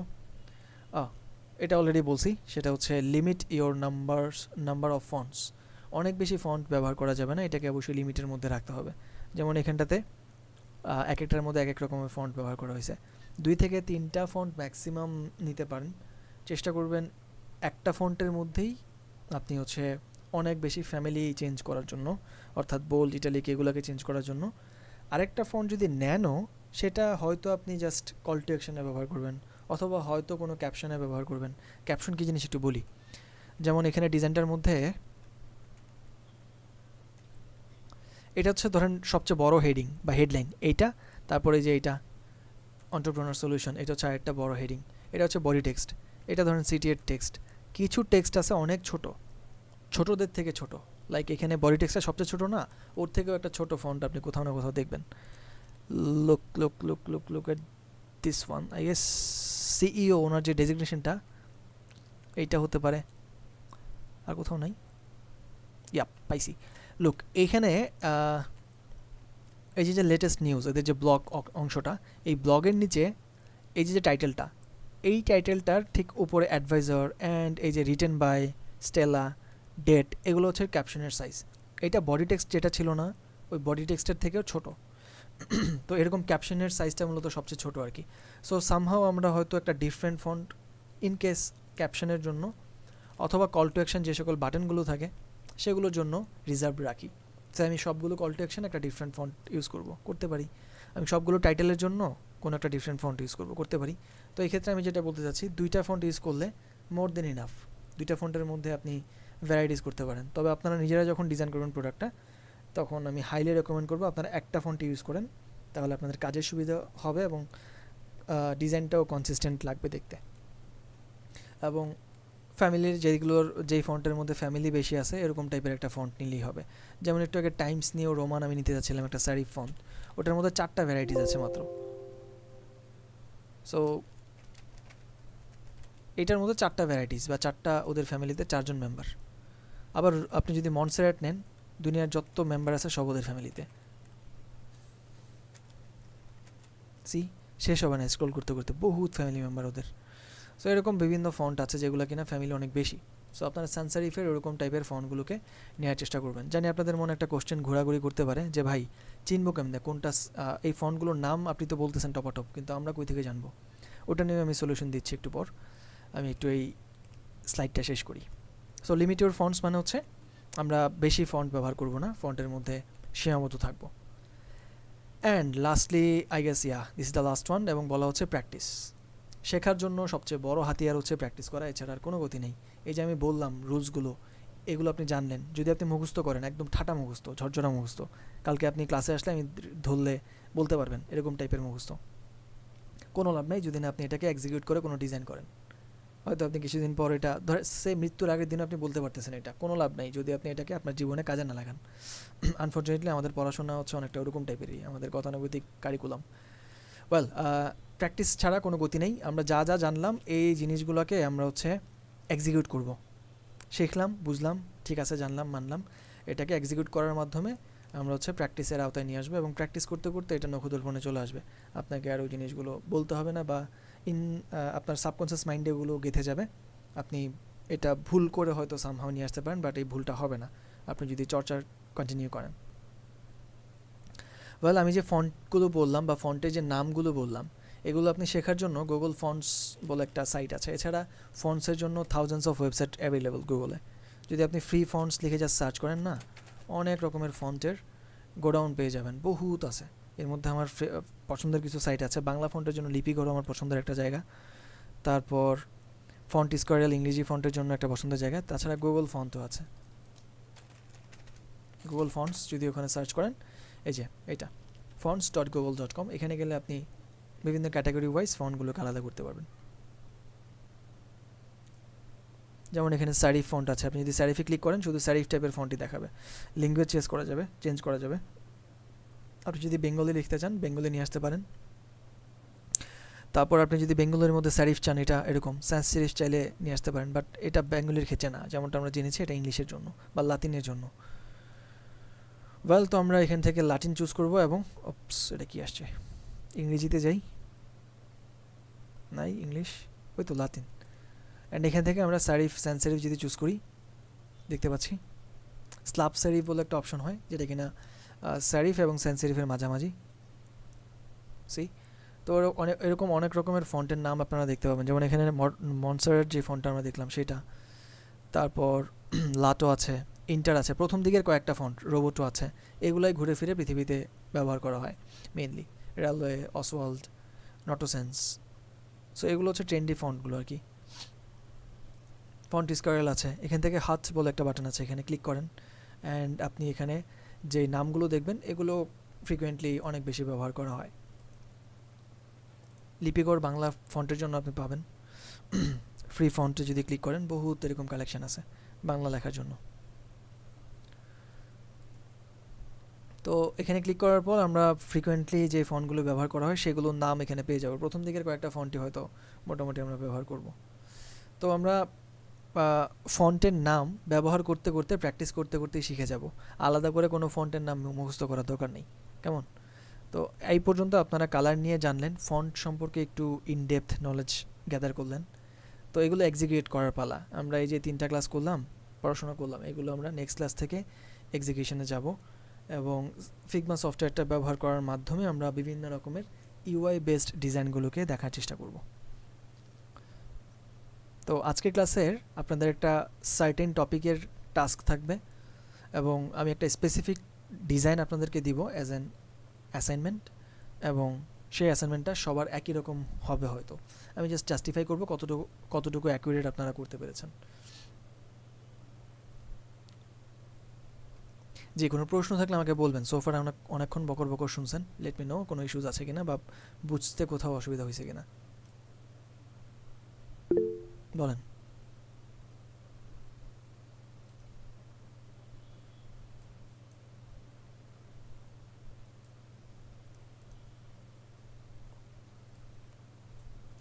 আচ্ছা, কারো প্রশ্ন থাকলে বলবেন। ভাইয়া আপনি তো ইলাস্ট্রেটর দেখাইছেন, এখন ফিগমাতে কি এইভাবে কোনো কিছু আছে যে করার জন্য সরাসরি? কি ইলাস্ট্রেটর কি Prompt দেখাইছি গুলা- আমি? এই যে লেখার ফন্ট গুলা। ভাইজান এটা তো জাস্ট একটা ফাইল, আমি জাস্ট এটারে একটা রুলস আকারে আপনাদেরকে ক্লাসে বোঝানোর জন্য একটা ইলাস্ট্রেটর ফাইল রেডি করছি। এটা কিছু না ভাই, এটা স্লাইড একটা জাস্ট। এটা আমি চাইলে প্রেজেন্টেশন বা পাওয়ার পয়েন্টে করতে পারতাম, but বলছি সময় এই হয় নাই। লেখাগুলা কি এইভাবে কি ইয়াতে ফিগমাতে করা যাবে না? হ্যাঁ করা যাবে, কোনো সমস্যা নেই, করা যাবে। ফিগমাতেও তো টাইপোগ্রাফি বা টাইপ টুল আছে, আমরা নেক্সট ক্লাসে এটা শিখবো। তো টাইপ টুল তো আমি গত ক্লাসে দেখাই দিছি তাই না? টাইপ টুল পাশে যে নাম চেঞ্জ করা যায় ফন্টের, ওরকম চাপ নাই, আমরা ফিগমা ভালো মতোই জানবো ইনশাল্লাহ পরবর্তী ক্লাসে। তবে বেসিক কাজগুলো আই গেস করতে পারা উচিত, যেহেতু আপনারা মোবাইল স্ক্রিন করতে পারছেন একটা ছোটোখাটো। তো আমি এখন যে অ্যাসাইনমেন্টটা দিব সেটাও আপনারা করতে পারবেন। অ্যাসাইনমেন্টটার নাম কি দেওয়া যায়?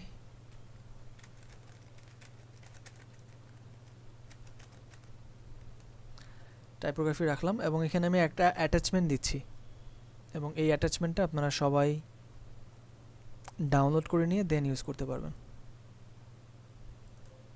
দুইটা জাস্ট ফাইল দেয়া, একটু লম্বা টাইপের, এবং এই ফাইলগুলো আপনারা ডাউনলোড করে কিভাবে ডিজাইনটা করবেন সেটা আমি দেখাই দিব এখন। জেপিজি ফাইল বা পিএনজি ফাইল দুইটা আর কি। অল স্টুডেন্টস সবাইকে দিচ্ছি, অ্যান্ড ডিউ টাইম হচ্ছে নেক্সট ক্লাস কবে? আবার বুধবারে না আই গেস, ইয়া না কবে? আমি আউলায় ফেলি এতগুলো ব্যাচ। বৃহস্পতিবার 23 তারিখে, ওকে। অ্যান্ড টাইমটা হচ্ছে 6:59 আই গেস।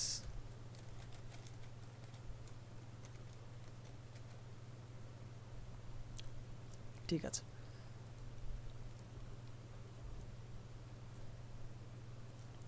ওয়েল কীভাবে করবেন এটা?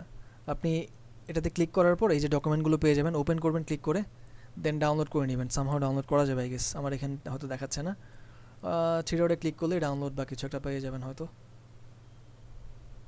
দেখেন আপনারা ডাউনলোড করতে পারেন কিনা বা অপশনটা আসে কিনা, আসা উচিত। যদি না আসে আমাকে বলেন তো, একটু কে ওপেন করেন তো এটা ক্লাসরুমে গিয়ে। আই হোপ ডাউনলোড করার অপশনটা আসবে। যদি না আসে আপনি হ্যাঁ পাবেন, ওই যে এখানে একটা অ্যারো মানে ওপেন ইন নিউ উইন্ডো বলে একটা বাটন আছে, এখানে ক্লিক করলে পাশে আসে, তারপর এই যে ডাউনলোড বাটন। সো বেসিক ব্যাপার, এটা পারবেন আপনারা ডাউনলোড করে। তারপর এটারে কি করবেন বলি, ফিগমাতে যাবেন। ফিগমাতে আসার পর আপনাদের যে ফাইলটা আছে হয়তো ক্রিয়েট করছেন, সেই ফাইলের মধ্যেই আপনি চাইলে নতুন একটা ফ্রেম নিতে পারেন, পাশে অথবা দূরে কোথাও একটা। ফ্রেমটার সাইজ হবে হচ্ছে প্রেজেন্টেশন আছে এখানে, ফ্রেম টুলে ক্লিক করার পর ডান দিকে দেখবেন ফোন তো আছে, নিচের দিকে প্রেজেন্টেশন বলে একটা অপশন আছে। প্রেজেন্টেশনের যে প্রথম স্লাইডটা না 16:9 রেশিও, অ্যাসপেক্ট রেশিও, এটাতে ক্লিক করবেন। তো এই যে স্লাইডটা আসছে এটার সমান করে একটা স্লাইড তৈরি হবে। এটাকে নিচের দিকে যদি আপনি টান দেন লম্বা হবে, তো একটু লম্বা করে নেবেন এবং ওই ইমেজটাকে নিয়ে আসবেন যেটা ডাউনলোড করবেন। সো Ctrl+Shift+K হচ্ছে ইমেজ নিয়ে আসার শর্টকাট। সরি, তো ইমেজটাকে আমি এখানে প্লেস করব ড্র্যাগ করে, এবং এটাকে ধরে, এটা ফ্রেমের ভিতরে না বাইরে বলেন তো? ফ্রেমের বাইরে ভাই। কিভাবে বুঝলেন? যে বাকিটুকু হ্যাঁ, বাহিরে বাইরে যে অংশটা এটা দেখা যাচ্ছে। যদি এটা দেখা ফ্রেমের যাচ্ছে। ভিতরে থাকতো তাহলে এটা ভিতরের অংশটা দেখা যাইতো না আর কি। লাইক এটা হচ্ছে এখন ফ্রেমের ভিতরে, কজ এক্সট্রা অংশটা এখানে ভ্যানিশড। ওকে, সো ফ্রেমের ভিতরে আপনি ড্র্যাগ করে এটাকে নিয়ে আসবেন, আলতো করে ড্র্যাগ করলেই চলে আসবে। তারপর একটু অ্যালাইন করবেন, অ্যালাইন টপ অ্যান্ড এটা, দেন এটাকে শিফট প্রেস করে ডানে বামে একটু অ্যাডজাস্ট করে নেবেন, অথবা শিফট অল্টার একসাথে চেপে ধরে ডানে বামে বড় করবেন। তারপর অ্যালাইন টপ করবেন। নিচের দিকে আপনার এক্সট্রা যে ফ্রেমটা থাকে এটাকে ছোট্ট বড় করার জন্য কন্ট্রোল চেপে আপনি ফ্রেমে ক্লিক করবেন। কন্ট্রোল চেপে ধরে রেখে ফ্রেমের উপরে একটা ক্লিক, তারপর নিচ থেকে এটা ছোট করবেন, কন্ট্রোল চেপে ধরে রেখেই। কতটুকু ছোট করবেন, এই যে এটা ম্যাচ হয়ে গেলে ডান দিকে দেখেন একটা অরেঞ্জ কালার স্টার আসতেছে বা পাশে ডান পাশে, এই যে এখানে ছোট্ট করে আসে। তো সমান সাইজে নিয়ে আপনি এটাকে ছেড়ে দেন। তারপর একটা গাইড টেনে নেন এটা সমান করে, এই পাশে একটা, তারপর আরেকটা নিতে পারেন এইখানটা বরাবর, অথবা লাস্টে এখানে একটা, খালাস। তারপর এটার বাইরে নিয়ে আসেন। কীভাবে ধরবেন, এই যে ইমেজটাকে নিয়ে আসেন, মানে ফ্রেমের ভিতর থেকে ইমেজটাকে ক্লিক করবেন, একটা ড্র্যাগ করলে বাইরে চলে আসবে।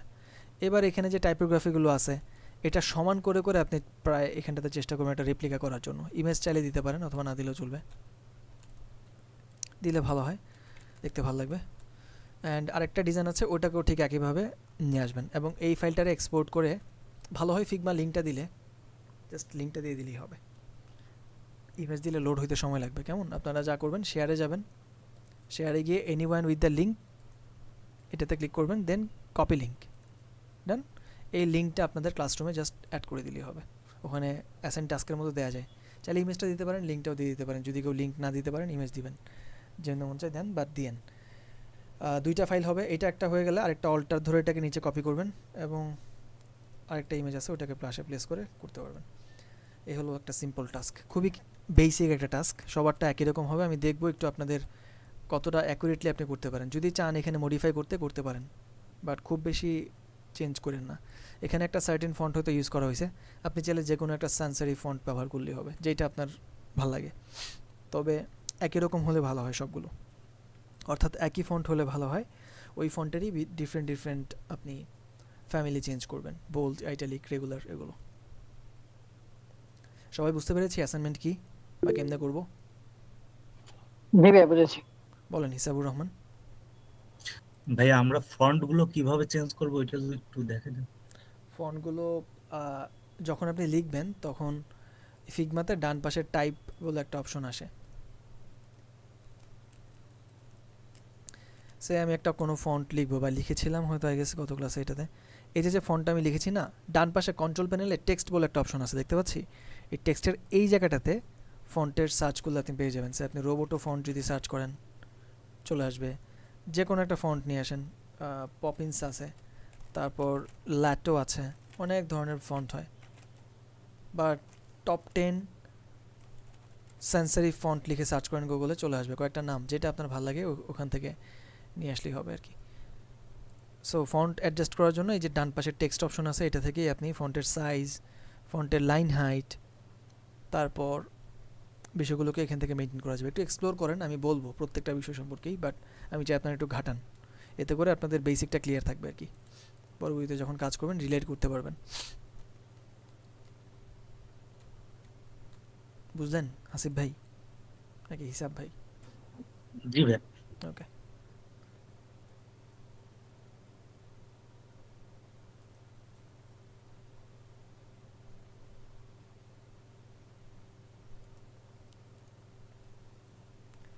ওয়েল লেট মি নো যদি কোনো ইস্যুস থাকে আপনাদের।